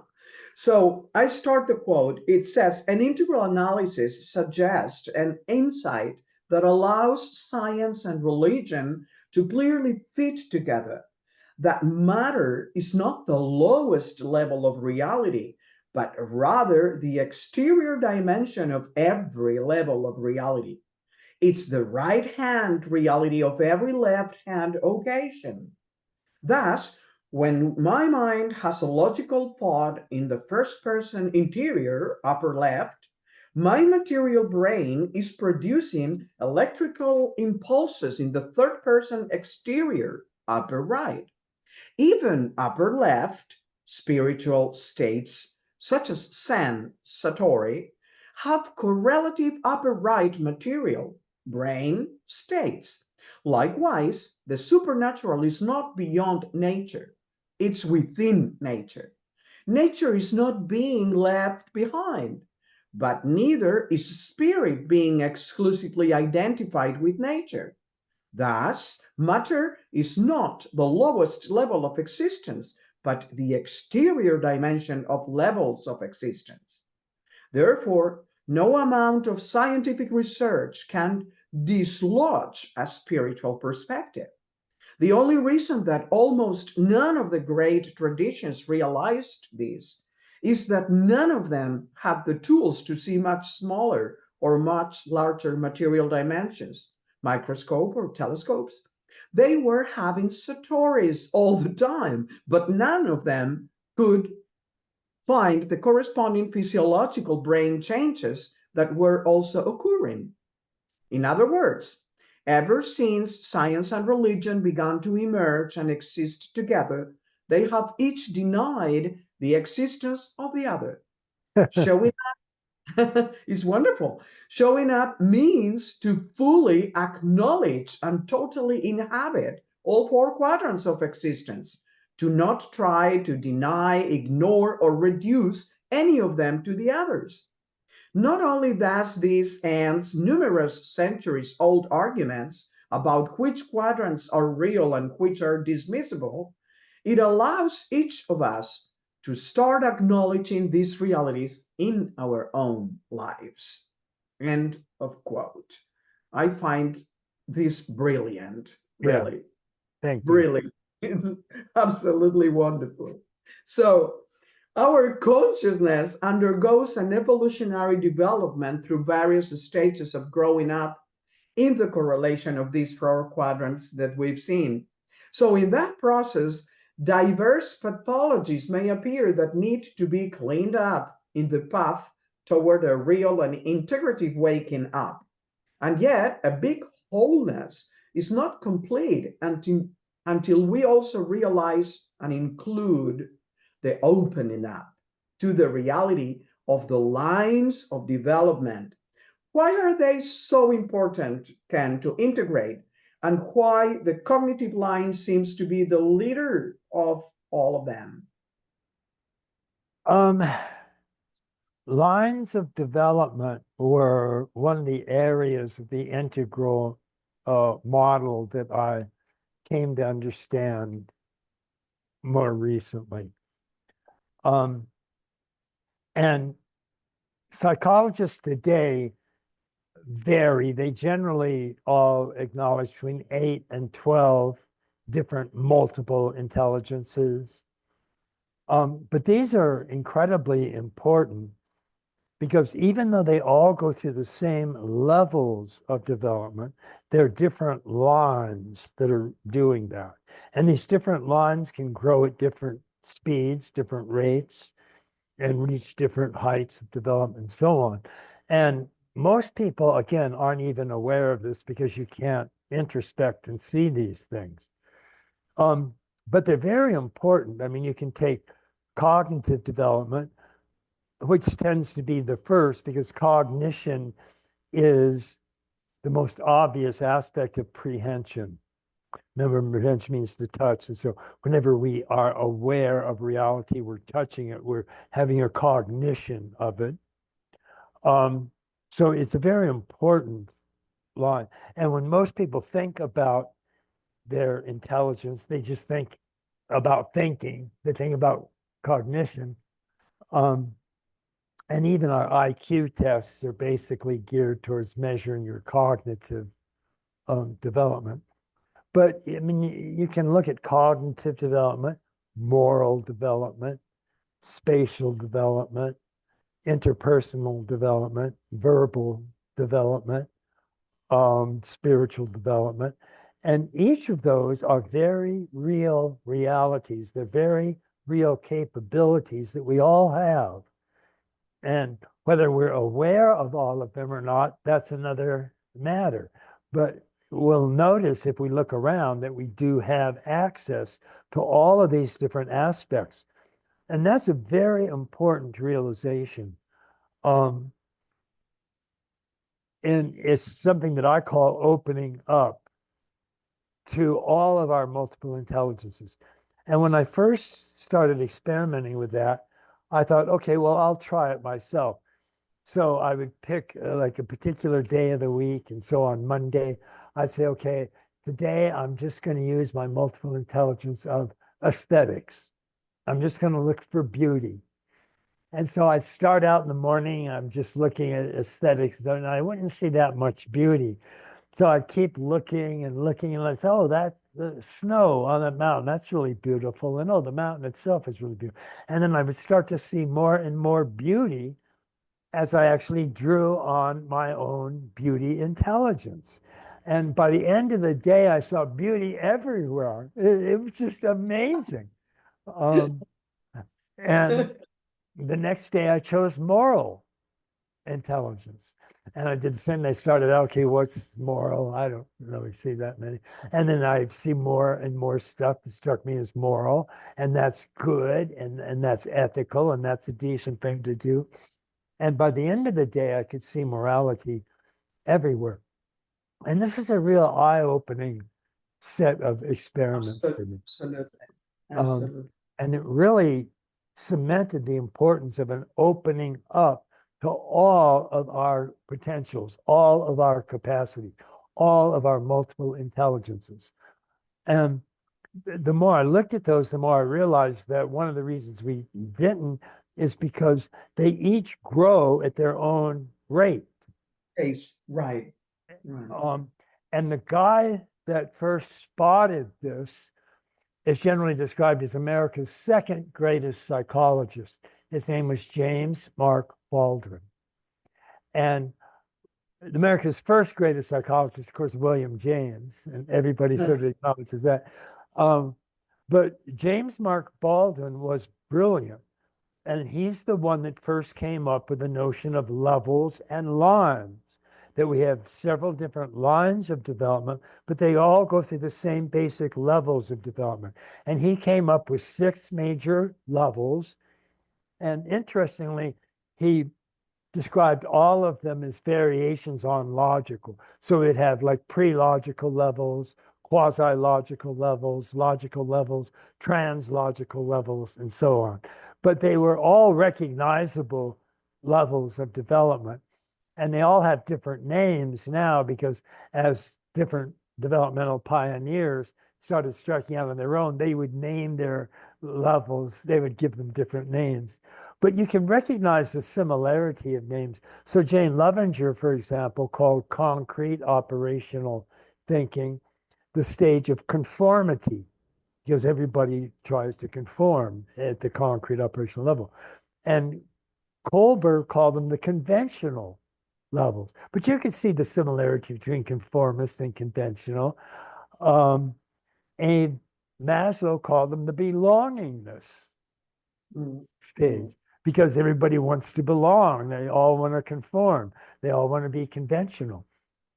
But James Mark Baldwin is a real hero of mine. I came to go into his work fairly carefully. And I always mention him when I talk about levels and lines because he was the very first to do that. And he started out, interestingly, with 3 major lines, which he called the good, the true, and the beautiful. We've already talked about why those are fairly common. But then he added a 4th one, which he called religion. And religion, he basically meant mythic religion, because that's what most people meant when they talked about religion. They meant the Son of God and virgin birth and all of this stuff. But he noticed that all of those, to the extent that they continued to grow in development, all went through his same basic 6 or so major levels of development. Is this, excuse me, that was excuse me, because it comes to my mind all the time. The Wilber Combs lattice. Is it, like, did you kind of be influenced by Walden to do Oh, this? yes, definitely. Um, Yeah. Almost all of my subsequent developmental work is influenced to some degree by Baldwin. Now, interestingly, his very good friend, America's most famous psychologist, William James, they both taught at Harvard University. Ah, And while William James was focusing on states of consciousness, like religious experience and first person states and all that, James Mark Baldwin was studying structures or levels of consciousness. okay. Interestingly, when James Mark Baldwin retired from Harvard, he taught in Paris. And he had many students from all over Europe come. And one of his most famous students was a young Swiss student named Jean Piaget. Ah, And Piaget, of course, revolutionized education with his understanding the major levels that cognitive development went through. And that's all Baldwin. Um, so Baldwin really did have a profound impact on this understanding. And again, he was working in 1895, just over 100 years ago. And he was yeah. the first to see this stuff. And that's what's just so amazing. William James, of course, was spotting stuff that had been known for tens of thousands of years to humanity in their religious experiences, their first person direct. And that's why James's most famous book is called The Varieties of Religious Experience. Because what James he did, James was with Suzuki. They got together ever? They ever got together with Suzuki? DT Suzuki or Yeah. Suzuki Roshi? No, with Suzuki, the first one. Oh, DT. No, no, they did. No? Okay. Because I thought they had met, because I think James went to the East sometime. And I think I don't know why I thought he had met with Suzuki. He might have met DT Suzuki. I'm not aware of that meeting if it did occur, but it's certainly possible. Because James was interested in those types of things. Very Uh, much, very much. Mm. And what he learned about Zen, he learned from reading D.T. Suzuki. Ah. Um, but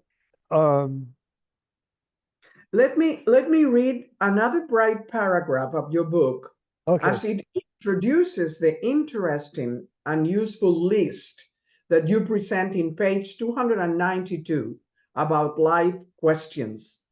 So I start the quote: as we evolve over hundreds of thousands of years, life constantly presented us with several fundamental questions. What is real? What is the right thing to do? What do I find attractive or beautiful?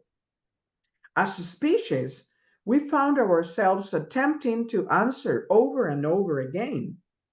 As we gained skill in answering a particular type of question, we evolved an intelligence for doing so, not only cognitive intelligence, but also emotional, aesthetical, moral, spiritual.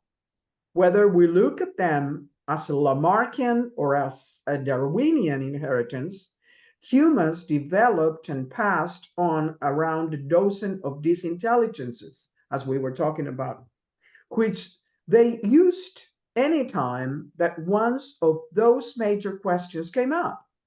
We still have those intelligences available to us, and opening up to them is realizing this fact and stepping into our own larger awareness. right, End of quote. right, Because that summarized a bit what we were talking about, right? right, So I find mostly important that people reckon their potentialities, which are embedded as part of one's own self, not only as a belonging, but as a real personal essence or nature. Because I encounter in consultation can many issues related to underestimation, which surely end up in lack of self-respect as well and self-sabotage. So, in which way would you relate these potentialities with lines of development? And in which way this recognition could end up in a self-love? I find, and when I first started thinking about this, I found this topic fascinating. The idea that, of course, human beings, as we started to evolve, we were faced with a lot of questions. I mean, we'd run into something that was puzzling and we'd ask ourselves about it, and we'd run into something else that was puzzling and we'd ask ourselves about that. And of course, the more we did it over hundreds of thousands of years, the more we developed that capacity for asking and to some extent answering those questions. And when you look at all of our multiple intelligences, which is moral, spiritual, interpersonal, spatial, verbal, and so on, they are very real and very important parts of an overall reality. And as we're bumping into these different parts, we're asking ourselves questions about them. And those questions we end up inheriting, and they become part of our multiple intelligences. And that's a really important part. And how does that end up in the self-love? Well, those parts that we're asking ourselves questions about are also parts of ourselves. I mean, we all have emotions, we all have cognitions, we all have spirituality, and so on. And so the more we can not only learn about those, but respect them in ourselves, then the more self-love we're going to have. And that's why opening up to all of our multiple intelligence is so important, because they're really opening up to all the different aspects of our own self. Right, right. Absolutely, yeah. And it's like there is a saying, I don't know if you know it, that says, as much as I know myself, as much as there is of me to love. Yeah, right. So, before entering into the big wholeness, let's talk about the state of our world, which without a doubt is in birth cramps, not knowing still if the baby will be born dead or alive. And let's do so by reading a compendium of several pages of the deep analysis you make in your book about the development of politics, sociology, economics, ecology, philosophy, psychology, and religion. So, would you please read this paragraph, Ken? And always start the quote, right? I'd be glad to. Um,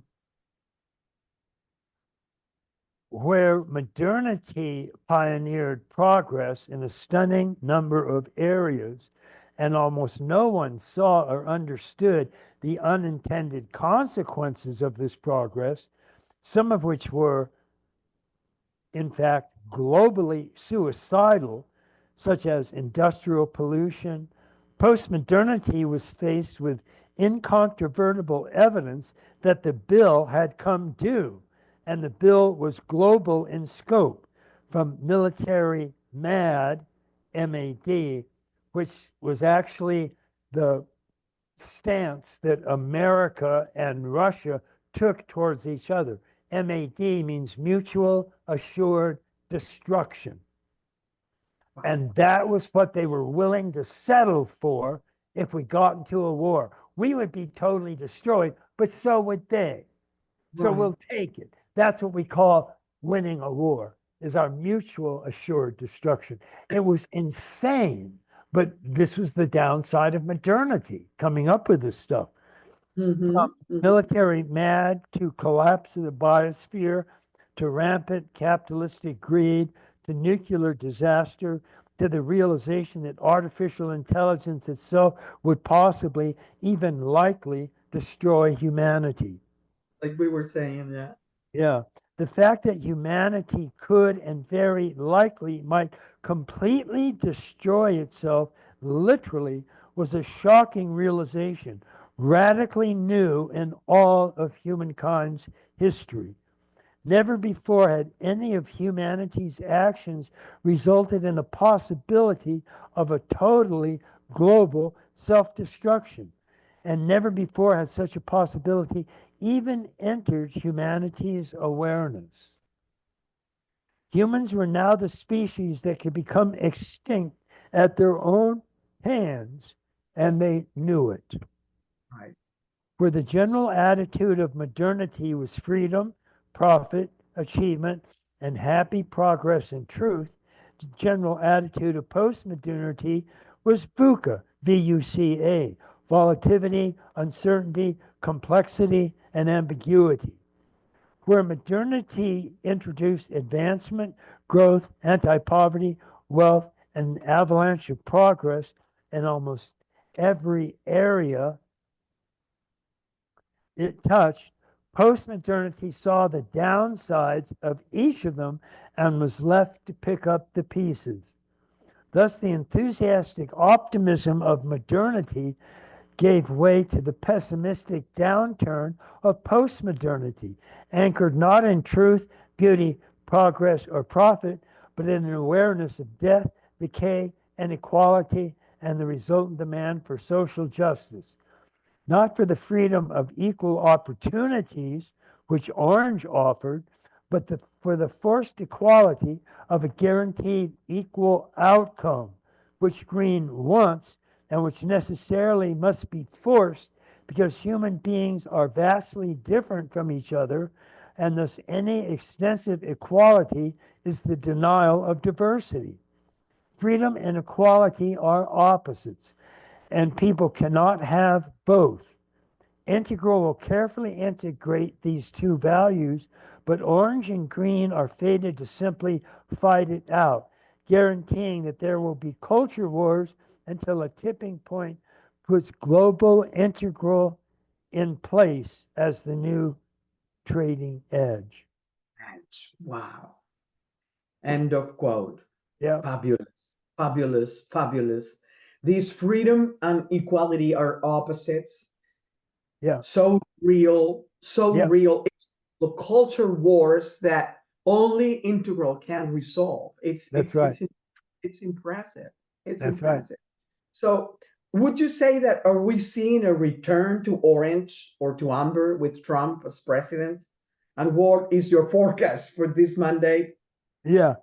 Well, what most marks Trump is he's anti-green. He's constantly cutting green down, constantly saying horrible things about it. So he's at the very least regressing if somebody has reached green, he's regressing to orange. And since he does have a strong authoritarian bent, some of him is regressing to amber.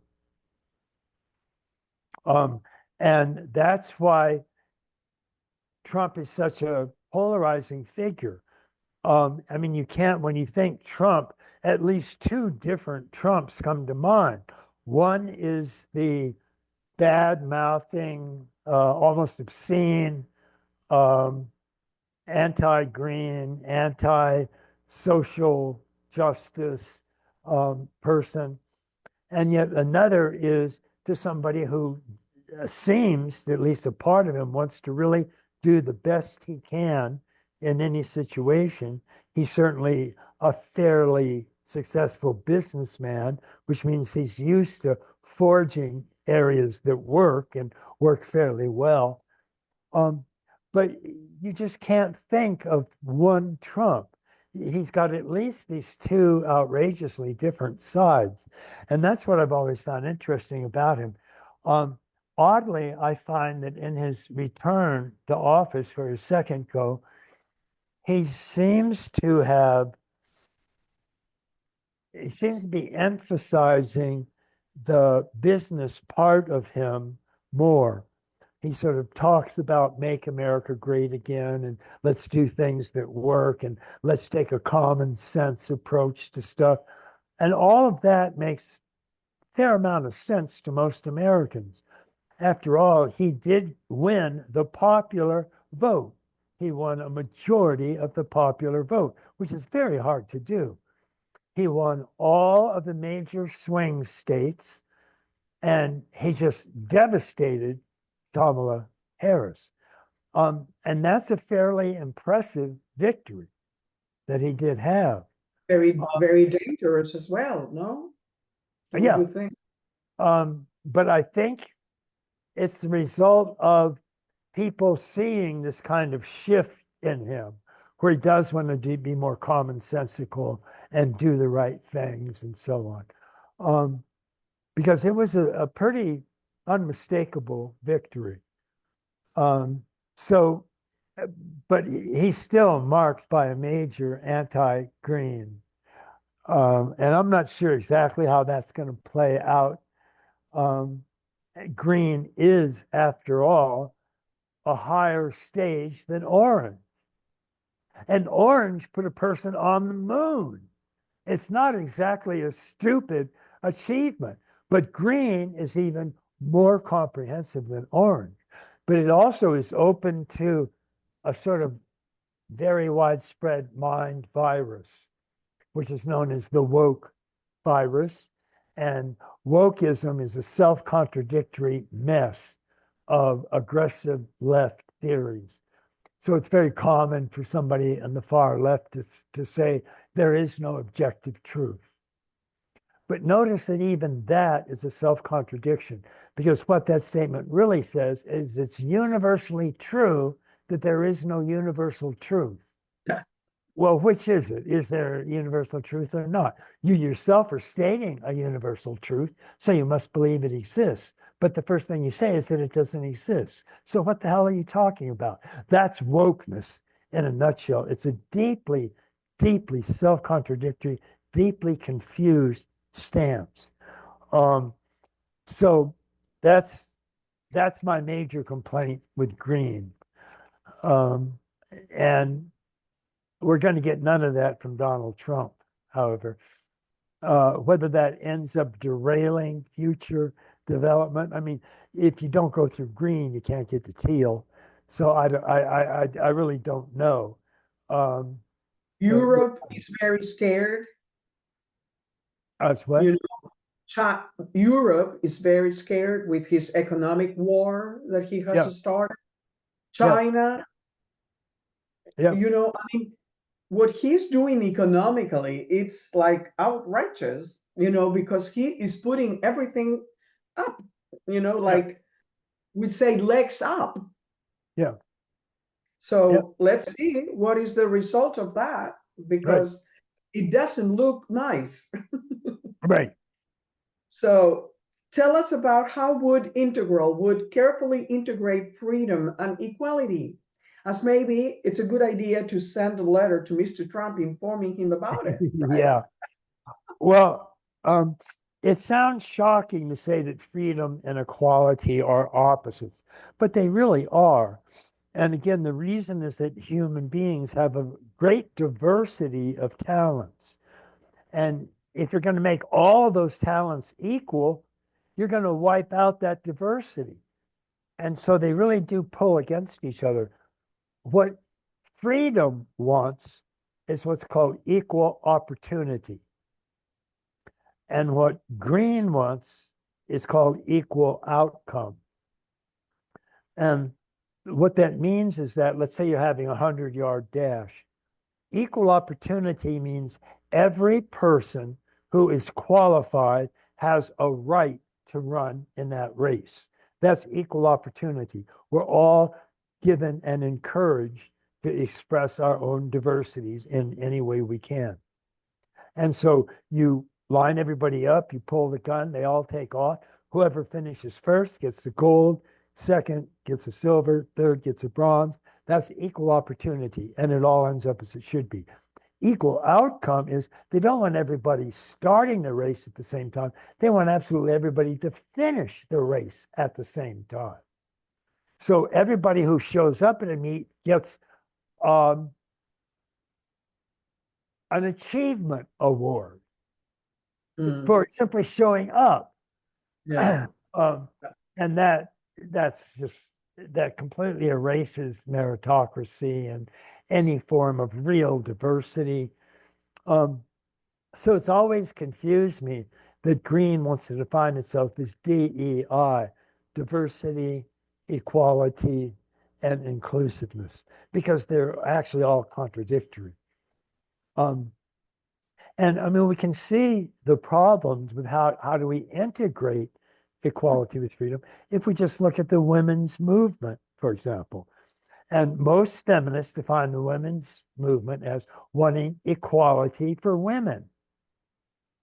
But that's not really what feminism wants, because it doesn't want all women to be absolutely equal to all men in all areas.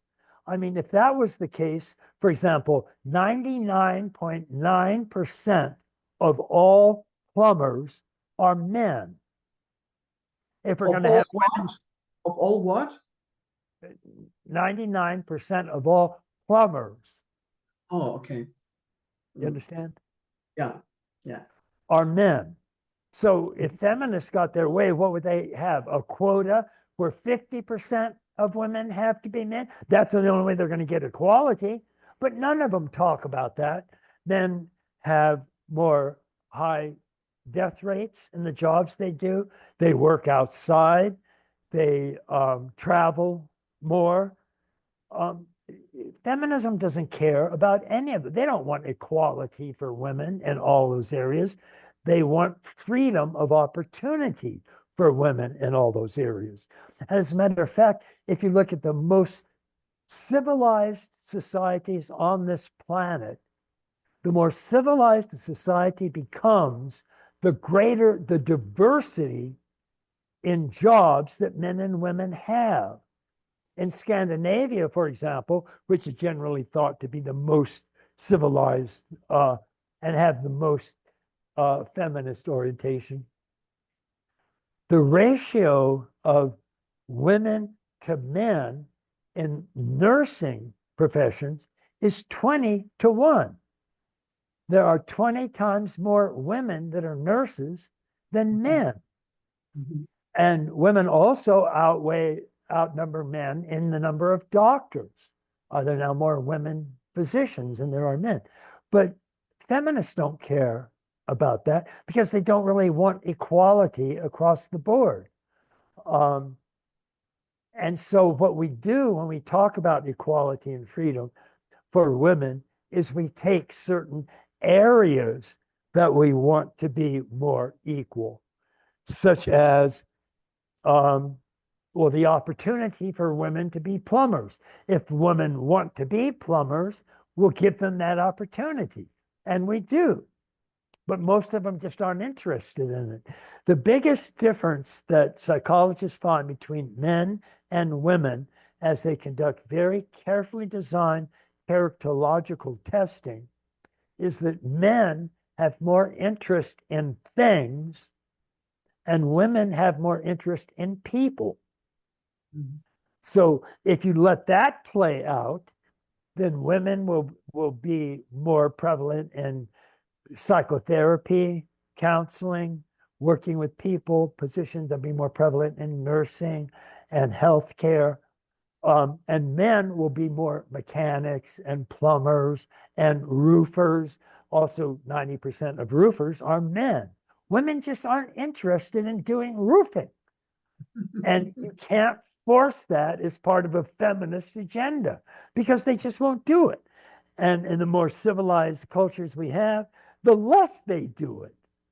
Mm-hmm. So this is an example of how freedom and equality are not dealing with the same issues at all, and they actually are counter each other. And that's a very important realization. Absolutely. Absolutely. In page 293 of your book, you say very eloquently, gaining big wholeness is certainly something that we should want in our lives. What would be the opposite of this full wholeness? How about global suicide, which is now a possibility? Isn't that very extreme, Ken, as it sounds like, or big wholeness or nothing? in which way this big wholeness may rewrite the narrative for a happy human being's rebirth, as again, everyone is born in square one. What is that percentage of people we need to tip the balance toward life and not extinction? Well, as to what percentage, I would say that at the very least, we want 50% or more of the population at world-centric levels, starting at rationality at orange, and then moving into a healthy green, and then teal, and then turquoise. And we need at least 50% of them, so they will form a majority. And that's an important facet. Is this an extreme case, me saying big wholeness or nothing? That's not, no, I wouldn't put it like that.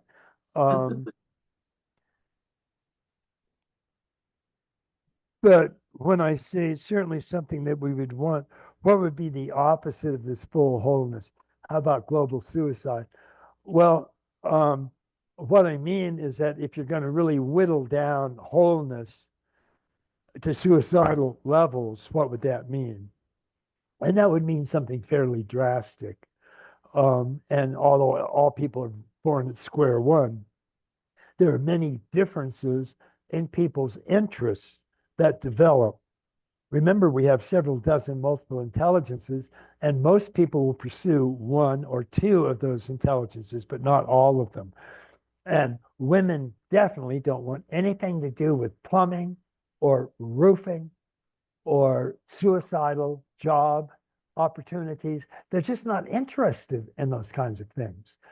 They're interested in people and helping and relationships, and they're not interested in inanimate things and mechanics and roofing and plumbing. They just aren't. And the most civilized cultures we have no women in any of those areas because they're not interested. They don't have the drive or desire to go into those areas, nor should they. I mean, if they want to, of course, they have the opportunity. I mean, if you really want to be a plumber, you can get into some plumbing school and you can learn to be a plumber, but you don't want to do that. And so you wouldn't. So that's more what I was contrasting, is if we're really going to wipe out big wholeness, what does that mean? And it means just devastating all diversity and all different interests and all different capacities and all different multiple intelligences. And that would just be a disaster across the board. And what percentage of the population does it take to present that? I'm just guessing when I say at least 50% at world-centric or higher levels. We are very far away from that. Yeah, that's the truth. Unfortunately. So it seems that with extreme right political tendencies in many worldwide governments, mythic religion is coming back. What it represents a real regression of the already gained advancement on the path of waking up. And at the same time, we are seeing many signs of acceptance of extrasensorial experiences embodied by scientists and hardcore academics. Therefore, could we perceive that the hand of evolution preparing the opening to spiritual experiences of this large, significant population that may lead to a profound waking up? Do you think so? Well, that's the hope, of course, but we sort of already discussed this when we discussed Friedrich Capra. And the number of these strong core academics that you mentioned that show an interest in interior states, it's a very mixed interest, because when they say mind, they mean brain. And when they say consciousness, they mean neuronal systems theory. That they don't mean what we would call consciousness. Not all of them, not all of them. Now they are several which are not saying that. They are understanding the difference. And that's the hope I have, that they are starting the process of development toward a more inclusive consciousness? Well, first of all, I don't see nearly as much of that as you do. But evolution continues. And so everything is, in a certain sense, is always, there's something getting better somewhere. And you said before about the speed. So maybe the problem is that yes, things are evolving because there is an evolution all the time, a bettering, an improvement somewhere every time. And yet maybe the problem is that it's not at the necessary speed. No? And then the tipping point of the negativity can reach us. It's like the ball falling from the mountain maybe goes faster than what we ran. right. Well, I think that's part of it as well. Things can always break down. And that's why we have splitting off and repression. And we don't have transcend and include, we have transcend and deny. So that can always happen, and it always does happen to some extent. And that's a real problem. I have found a certain modest degree in more scientists and more academics being generally interested in real consciousness. And although many of them just equate that with brain states, there are some that understand the difference. But if you still talk to them like a Richard Dawkins or something, they'll maintain that when you die, that's it, because your brain is dead, so you have no consciousness left. And that is just a disaster, because all it's required for consciousness is a material exterior support. Yeah. And we don't just have gross matter, we have subtle matter and causal matter. And those don't associate with just brain structure. They're associated with all forms of exterior. So it's completely conceivable to me that when we die, some part of our consciousness will go on in a subtle or causal body. And that there's nothing inherently contradictory about that at all. Oh, right. So it's true. Well, in the previous interview, we already talked about Turiya state, right. the witness. So now let's enter into Turiya Tita, the other ultimate state of consciousness, or one taste, the last step of any enlightenment process. And to do that, I want to read a paragraph as an introduction. Okay. So I start the quote. Your true self is neti, not this, not that, radically free of all objects. It is a pure subject or absolute subjectivity. Radical disidentification is the pure seer which itself can never be seen. So when you go in search of this true self, you won't see it. Whatever is arising is just fine. Simply let it arise with the awareness that I am not this, I am not that. Simply relax in the pure present and not identifying with anything that is arising, letting it all go, effortlessly reflecting every single thing, and even in experiencing, but identifies with or gets stuck to none of them. So this true self is both the very highest reality in the dualistic realm and the final barrier to the ultimate non-dual realm. It is the highest pointer and the final obstacle. This is why, even if you are established in a profound and ever-present witnessing state, you still have one more, very small step to go in order to realize your truest and deepest reality. That is one taste. The required final step into the fifth state of one taste is to continue witnessing all of the total painting of reality and then gently but fully relax this witness that has managed to step back from the total painting into everything that's being witnessed. You no longer see the sun, you are the sun. This non dual oneness means that the very sensation of being a looker or a witness actually turns out to be utterly identical to the sensation of that which is being looked. Suddenly, out there and in here, both evaporate into just this single present experience of thusness or suchness, one taste. If you decide to move on to a Turiya Theta or one taste recognition, you will want to see the totality of the painting, not as arising in front of you or outside of you, but rather as arising within you, within your awareness, within your being. End of quote. So now, Ken, it would be wonderful to invite people to experiment one taste with you here and now in this path of waking up as you beautifully presented in your book. So would you please read the following paragraph for us? Certainly. Allow this one taste awareness to expand to infinity.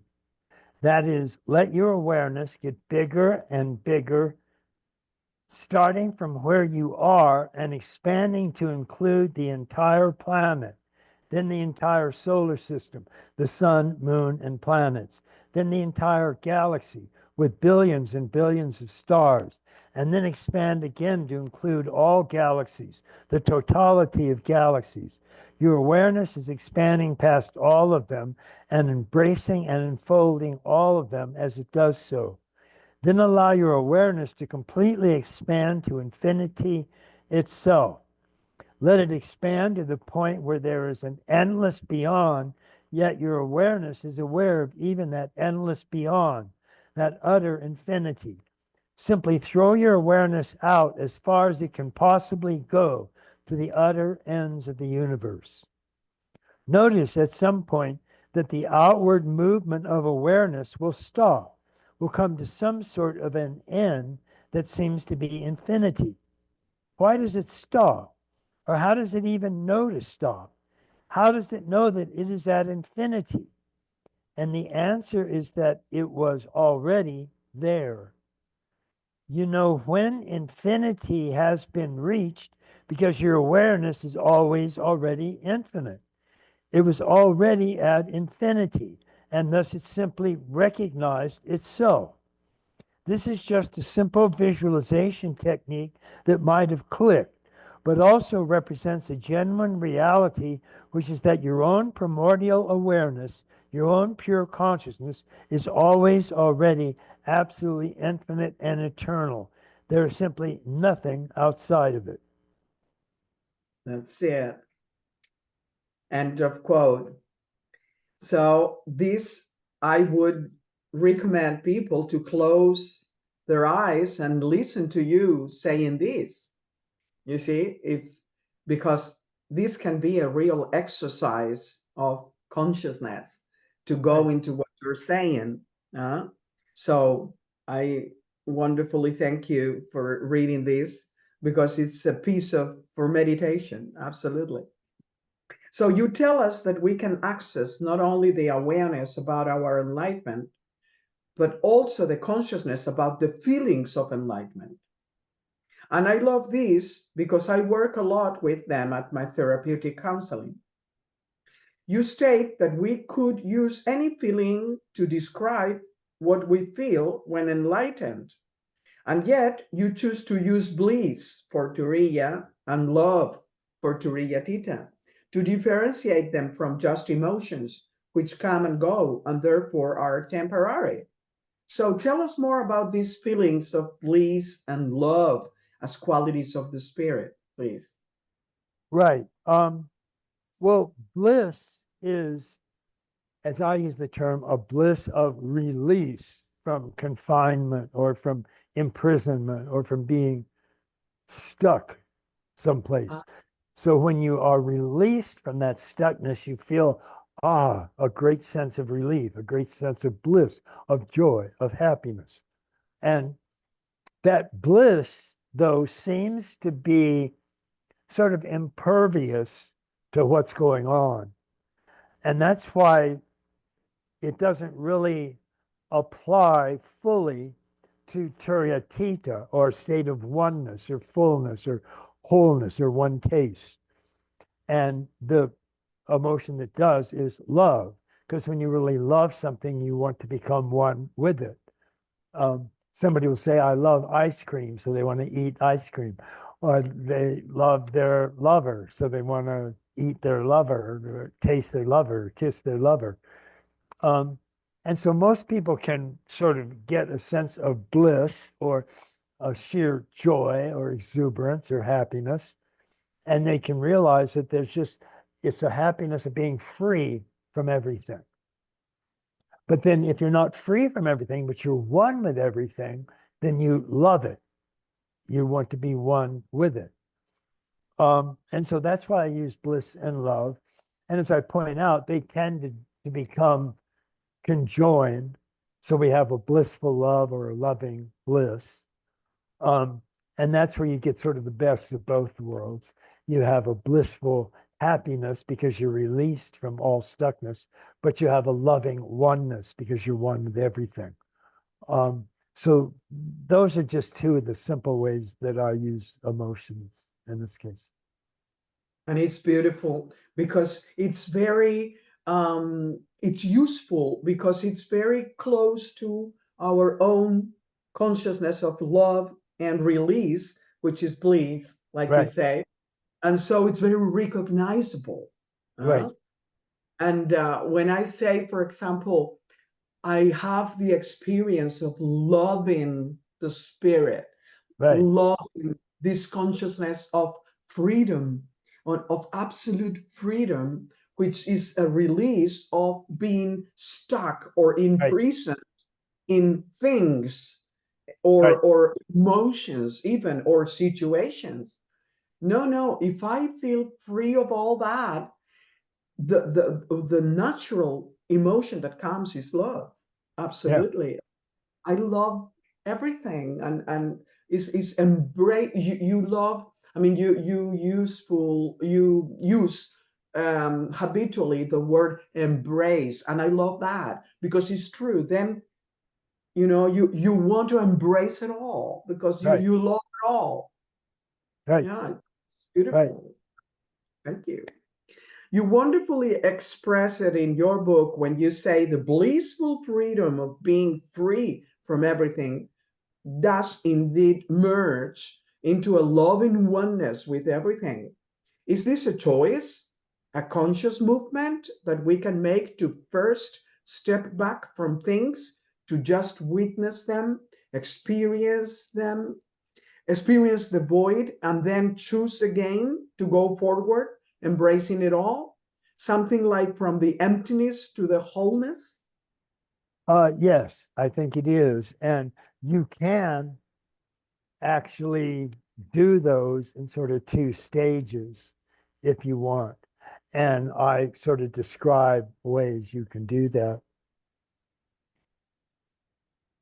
Um, and to have a blissful wholeness or a blissful love or a loving bliss,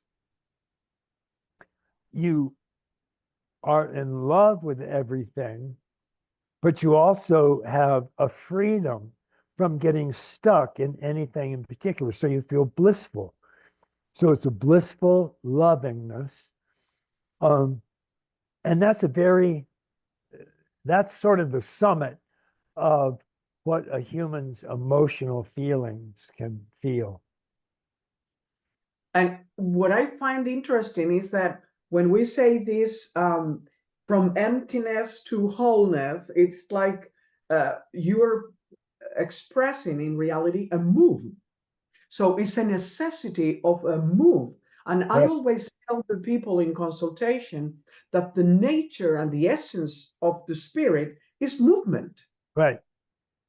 Whether what I call the character, which is all the learned and programmed and things that we have, instructed things that we have from parents and society and everything else, is passiveness. It's not movement. So I say that when you talk about this, I love this sensation of getting into the witness and then separating from. So it's a movement thing. First, I go totally into the experience of witnessing. Therefore, it's like I, let's say, separate, right, from things just to observe everything. So it's a movement of separation as well. And then it's a movement of going forward again to embrace it all. So Right. it's the whole process is a movement in the midst of it. I Right. love it. Yeah. I love it. Yeah. It's lovely. It's lovely. So let's now enter into Tantra, as it's seen for many as one of the super fast and super easy path to enlightenment, on top of being, for them, the funniest and I would say the most intimate. What is integral sexual tantra different from Buddhist or Hindu tantra? What is that difference? And what is the microcosmic orbit? And also tell us about your own experience with it. As you say, you've been practicing for 40 years for your own enlightenment and teaching it for 30 years. So I'm sure there's people that would want to know about Tantra from an experimented practitioner that has also in mind the dangers of unconscious practice. So tell us about this, your own experience and the difference between integral sexual tantra and Hindu tantra, no? Right.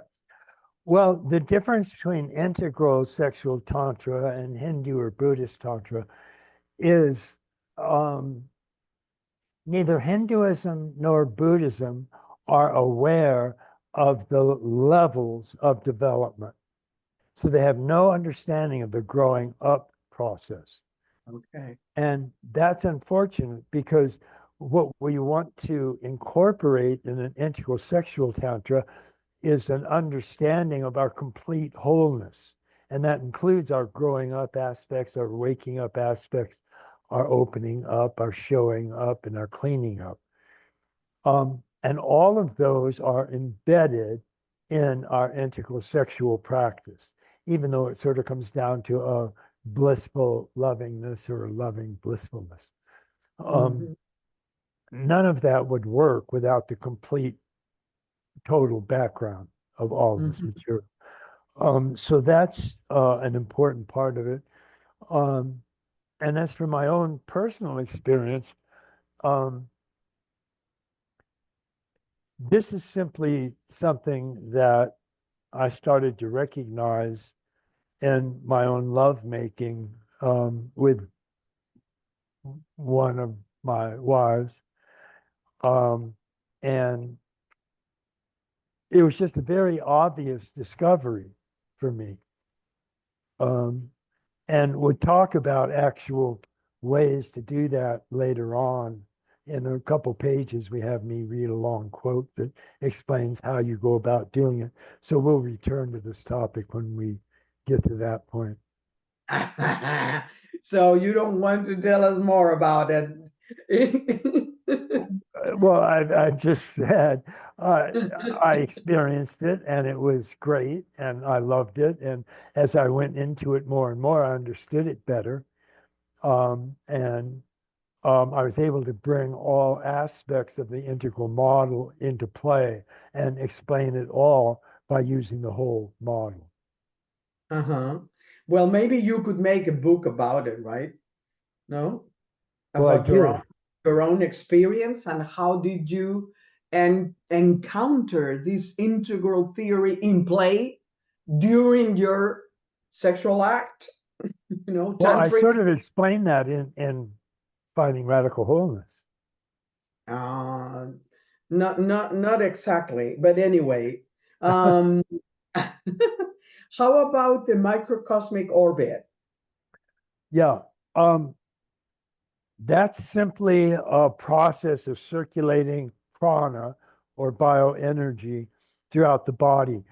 And it results from you on the in breath, bringing subtle light and energy and consciousness down the front of your face. And so you want to keep your mouth closed and your tongue touching the top of your roof, and then down into your chest, and then into your stomach, and then into the bottom of your spine. And then on the out breath, you reverse that and breathe it up the spine and through each chakra, and then out the top of your skull and release it to infinity and light and consciousness at and above the crown. That's the microcosmic orbit. And all tantric practices in Hinduism and Buddhism use that microscopic orbit to help circulate the sexual energy. Um, exactly what would you say that the tantric practice is? Because there has been so much like funny talk about it, like many people saying that they are tantric teachers and they do funny stupid things Yeah. regarding sexual, Yeah. diverse sexual actions and things like that. So how could you define in a small phrase, let's say, what the tantric practice is in reality? You go from making love with your partner to making love with the whole world. And you Mm. actually feel that you're having a sexual union with the entire world. Just as you transfer your feelings of being one with your partner, you transfer those feelings to embrace everything. And then you become one with everything you're aware of. And that's one taste. And that's the goal of all Tantra. Yes, sir. Yes. And you have experienced that, then you say. Yes. Wonderful. Wonderful. I felt loved then by you Oh, when you good. were doing that. Great. So in the part that I am part of that world that you love, thank you. Yeah, you bet. So the two main feelings of the tantric practice, apart from other ones, are bliss and love, you say. Right. Is there any order in these feelings, like firstly the kisses, embraces, etc.? Could it be the feeling of tenderness and love, and then with the orgasm and explosive joyful bliss? Or are these feelings appearing at the same time? Something like a blissful love, the witness and one taste together, and how to integrate this with the breath itself, as we cannot inhale and exhale at the same time. And you say in page 410 that exhaling is related to bliss and inhaling to love. Yeah, well, the idea is that they can occur in any of this order. Um, so the examples that you give are all not examples of different cases. They're all examples of what can occur when you're making tantric love. So you can have bliss occurring first and then love, or you can have a blissful love or a loving bliss occur simultaneously. And as for the breath, it's true that you can't breathe in and breathe out at the same time. But when you're bringing the microcosmic orbit down and you're connecting it with the base of the spine and then breathing that up, that in a sense is integrating the downward with the upward movement. Um, Even though they don't occur necessarily simultaneously, they're clearly hooked together and are part of the same microcosmic orbit. So what you're defining here is a description of anything that can occur while you're having sexual tantra. Mm-hmm, mm-hmm. It's funny because in general, doing yoga, inhaling, will be like the sensation of getting the air inside of the lungs, and then the stomach comes in because the diaphragm goes down. So it's the sensation of opening up, and then when we exhale, the sensation is like coming back, right? And so I experienced this of what you were saying about exhaling related to bliss and inhaling to love. It's very funny because I put myself to experience that with the orbit, as you explain it in the book, and it was impressive because it was a different quality, a different subtlety to what I am accustomed to the breath with yoga. It's very different. It's a subtle difference and yet different. Very interesting. So thank you very much, because it's me, that I am a long time practitioner of yoga. Right. It gave me a different experience. So That's yeah, good. yeah. So can anyone be eligible to be a tantric couple? Which are the prerequisites for such a practice, if any? And is it possible to practice Tantra alone with oneself? Well, somebody that's eligible to be your tantric partner is somebody that you feel a genuine love for. And that's very important, because that feeling of loving oneness with your partner is the entire thread that you're going to connect to the entire cosmos. And so if that's not there, you're going to miss the whole connection. So just make sure that you really genuinely love the person you're doing this with. And that sort of takes out any sort of hooking up or one night stands or any of that kind of stuff. That's just a way to get your rocks off, and it has nothing to do with tantra sex. And can you do it with yourself? Sure. Um, I mean, you can masturbate and go through these same sort of steps. Um, and many people, when they masturbate, they do go through some sort of lovemaking sequence. So yes, you can do it by yourself. By Um, yourself. it works much better, of course, with a partner, because you're generating genuine love feelings for another organism, and that's what you're going to transfer. So Well, it's a matter of fulfilling the whole left quadrants, right, not only the upper left. right, Sure. So yeah, very good, very good.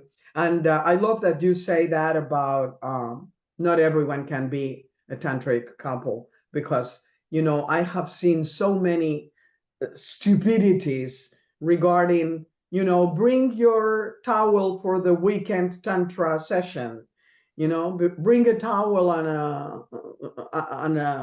a blanket, and it's so yeah, disgusting to see those things, right, people making money with those things, and you know gaining power over others with those type of practices, which are so sacred and so right, divine. yeah, It's such fitting. Yeah. So you dedicate the whole 19th chapter to integral tantra in your book. Therefore, I'm going to read this compendium of interesting paragraphs, and afterwards we will end up with an exercise that you'd be so kind to introduce for us. sure, So I start the quote of this part, which is like a summary of all this, and which will introduce that tantric practice. So there are numerous types of tantric practices. These practices by both sexes are always coupled with breathing exercises that, instead of allowing sexual sensations to orient downward and outward, deliberately refocus and guide them to move inward and upward. That is, with the out breath, they move them from the genital area to the base of the spine, and from there up the spine to the brain itself. And then, even beyond the brain to the infinite light and consciousness at and beyond the crown. Then, on the in-breath, the entire sequence is reversed. Typically, tantric exercises take at least a month or two to start having any effects. They rewire certain circuits in the brain via neuroplasticity. And these practices or exercises take a fair amount of effort. In contrast, integral Tantra isolates those aspects of this expanded bliss and loving oneness that are indeed ever present, which you can realize right now and certainly during any sexual activity that you wish. That combination of light and life, freedom and fullness with its big bliss and big love provides the specific force and drive of the loving bliss that is sexuality. Sex doesn't prevent the spirit, it's a direct road to spirit. Integral Tantra uses the relative and infinitive feelings of sexual bliss and love to remember and recognize the ultimate eternal feelings of spiritual bliss and love. It uses sexual bliss and love, which come and go, to directly recognize spiritual bliss and love, which are ever present. In short, it uses the practice of sex to recognize spirit. So go from thinking and feeling that you are making love with your partner to thinking and feeling that you are making love with the entire world. Realize that you are fully one with all of it. So I didn't say it before, but the bliss, it was, you were telling the bliss with small capitals, the small letters, and then that brings the bliss with capital letters. And the love with the small letters brings the love with capital letters. I didn't say that. Now I reckon. So I keep on the quote. The isolated and set apart nirvana becomes one with the entire world of samsara in a deeper non-dual suchness or one taste. And bliss gives way to a love with capital letters that transcends and includes it. You will start to feel bliss and love with capital letters together as co-emergent, as together they come to be the most dominant feeling that is the ultimate timeless now of one's own true nature, the true feelings of enlightenment. Hence, the feelings of bliss and love with small letters that arise during sex are an unerring road to spiritual realization, and sex itself becomes a true form of prayer. And along with Integral Tantra, I recommend that you pray often. You really can't pray too much. Pray every day if you can. So pray often, live long, and prosper. Engage in making room for everything in your experience and in your world, filling it up completely and totally, and thus be as contented and as fulfilled as you can be, finding a truly big wholeness. And I stop the quote to remember that as we've seen, that big wholeness is the result of integrating the wholeness of waking up, growing up, cleaning up, showing up, and opening up. And I continue quoting, finding a truly big wholeness in the very core of your own being, you will never again feel empty or hollow, worthless, vacant, meaningless, pointless, emptied out, or unfulfilled. Hallelujah, welcome home. End of quote. So I love this welcome home, Ken. As you know, that in my own inner position in psychotherapeutic method, I use the metaphor of our inner house transformed into our inner home as a needed process for consciousness development. So Is there anything that you would like to add about your book or anything else, Ken? As if not, we will end up with the reading of your pointing out instructions for a real tantric practice, as you gracefully propose it in your Finding Radical Wholeness work. Thanking you dearly already for being here with us in this special day, for your time, dedication, and love to the cause of consciousness development and therefore evolution. You know that we love you enormously. So if you want to add something or just read for us the tantric I'll notes, go ahead and just start reading. go ahead, please. When beginning sexual activity, and this can be straight, gay, lesbian, trans, bi, or any other form, begin by resting in the witness, since we're focusing on bliss. Make sure that as the witness, your relationship to your body is exactly the same as your relationship to your partner's body. You can check if you're witnessing correctly by making sure that as the witness, your relationship to objects arising in here, in the interior, is exactly the same as your relationship to objects arising out there in the exterior. You are not identified with any objects at all.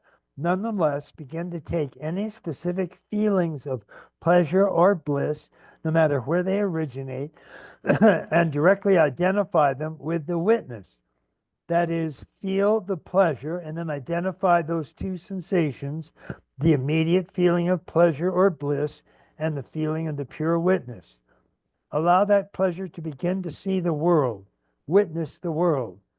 So as any pleasure or bliss arises, identify your own knowing awareness with it. And then bliss is touching my partner, bliss is making love, and so on. Tibetan Buddhists call the witness an, quote, ongoing knowingness. The knowingness is the cognitive part, and the ongoing is the always ongoing, ever present, or eternal part. The witness is a pure knower, not anything known. The idea is simply to get the two parts of the witness together, the knowing or cognitive part and the feeling or freedom blissfulness part, and this is just a warm-up for the main event. As orgasm approaches, relax your body into its present feelings and prepare to take those intense feelings and directly apply them to the witness. Feel that orgasmic bliss to be one with the witness itself. In other words, use the small bliss of sexual release to remind you of, evoke, and even enhance the big inclusive bliss that is already present in the very nature of the witness itself. You are using the intensity of a small temporal sexual bliss to point to and evoke a timeless, ever-present big bliss that stretches to infinity. That small bliss will eventually come to an end. That big bliss will not. As the temporal sexual bliss fades, keep the small b bliss, big B bliss in memory and continue to apply it to the witness. Integral Tantra calls this an orgasm memory. And you can do this orgasm memory right now by remembering the intense bliss of an orgasm. Then apply that blissful feeling to the witness and look at the world through that cognitive blissfulness. For most people, the intensity of the bliss of conventional orgasm is, at least to begin with, significantly greater than the big bliss of the witness freedom. Thus, when you practice transferring the feeling of sexual bliss to the feeling of the witnessing self, it will feel like it is enhancing or magnifying the feeling of ever-present bliss and its nirvanic freedom. As you begin to vibrate more with the bliss with a capital B, its original intensity will indeed eventually overtake and outshine that of finite sexual bliss. And frankly, when that happens, many people stop having ordinary orgasms because they are such a letdown and do nothing but waste bioenergy. Using sexual bliss to recognize, remember, and enhance the big bliss or spiritual awareness is an application of tantric principles. The same thing applies to big love and the loving oneness of sexual union. We want to use the immediate feelings of sexual unity and the warm, caring, loving feelings of oneness that arise during sex to remind us of, evoke, and enhance the big love that arises from the radical fullness of a pure one taste. These two loves are indeed connected. The love that is present in sexuality is a stepped down version of the timeless loving oneness that is ultimate spirit. As you engage in sex, if you are in one taste to some degree, then everything that is arising will already feel like a texture of your own being, a modification of your own awareness, and you are all that.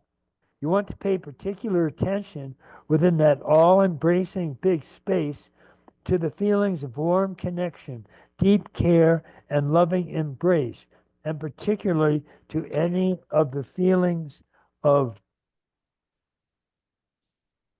warm, loving oneness or loving union with your partner, as they will be already arising within the even larger space of a timing, loving oneness if you are already in one taste awareness. To summarize, begin by using the small, relative, finite, loving union of sexual oneness to remind you of, evoke, and enhance the ever present loving oneness of your own non dual awareness. During sex, whenever you feel the intensity of any sort of loving touch, care, tenderness, or especially loving unity or oneness, focus on that feeling of a oneness and apply it to the fullness of one taste. I love you so much, I am you. Just think of your feelings of being one with your partner and then expand those feelings to embrace the entire universe. I love it all because I am it all. Go from thinking and feeling that you are making love with your partner to thinking and feeling you are making love with the entire world. Recognize that you're fully one with all of it. The loving fullness of one taste is always already doing this right now anyway. And so you can actively search in your awareness for that loving radiance that is already overflowing and embracing the entire universe in the loving of a radical love, in the oneness of a radical love. And hence recognize your own ever-present one taste, directly arising as your own headless state of unity, which is now a loving unity. There is literally nothing arising anywhere that I don't deeply love, not a single thing anywhere. Notice how bliss and love fit together and what each brings to the conjunction. When I had love to bliss for a loving bliss, or bliss infused with love, the sense of bliss, which includes variations such as deep joy or core happiness, expands out of itself and begins to embrace the entire world. It wants the world to be happy because now it loves the world. Loving bliss is a bliss that embraces, enfolds, and enwraps the entire world. An ecstatic bliss that is in love with the whole world and all of its inhabitants, and in all of its ups and downs, joys and sorrows, amusements and sadnesses. Bliss united with love is no longer detached and oblivious. It is absolutely all-embracing, bringing an ecstatic joy or happiness in the midst of it all. There is not just a wholeness, but the happy wholeness of a blissful love. In fact, the more often you use integral tantra, the more likely you will be to wake up and wake up to a truly spiritual wholeness. Yes, sir. End of quote. A truly spiritual wholeness through Right, integral tantra. right. And then I would say, as a summary, let's see, how do you see this? Because I always say reality is the orgasm of the spirit. Got it. See? So that's, I have always felt that even before I knew what Tantra was. Ah, well, that's because you're fairly deeply It was enlightened. some intuitive feeling. Sure. That is my saying. Reality is the orgasm of the spirit. There you And go. then I learned about Tantra. And so I say, I agree 100% with everything you Right. say. So I really thank you very, very much, Ken. And I thank for your time, this wonderful interaction we've had, this interview you have given us, and for everything that you give us with your books and your wisdom. Yeah. Well, thank you very much. And thank you for the work you put in to this interview. You did a lot of investigating and a lot of typing and a lot of copying, and I deeply appreciate it. Thank you, love. I love you much, and I will look for our next interview in the 14th of 2026, Okay. 14th of February. We'll see more love Okay. on that day. Bye Bye-bye. bye.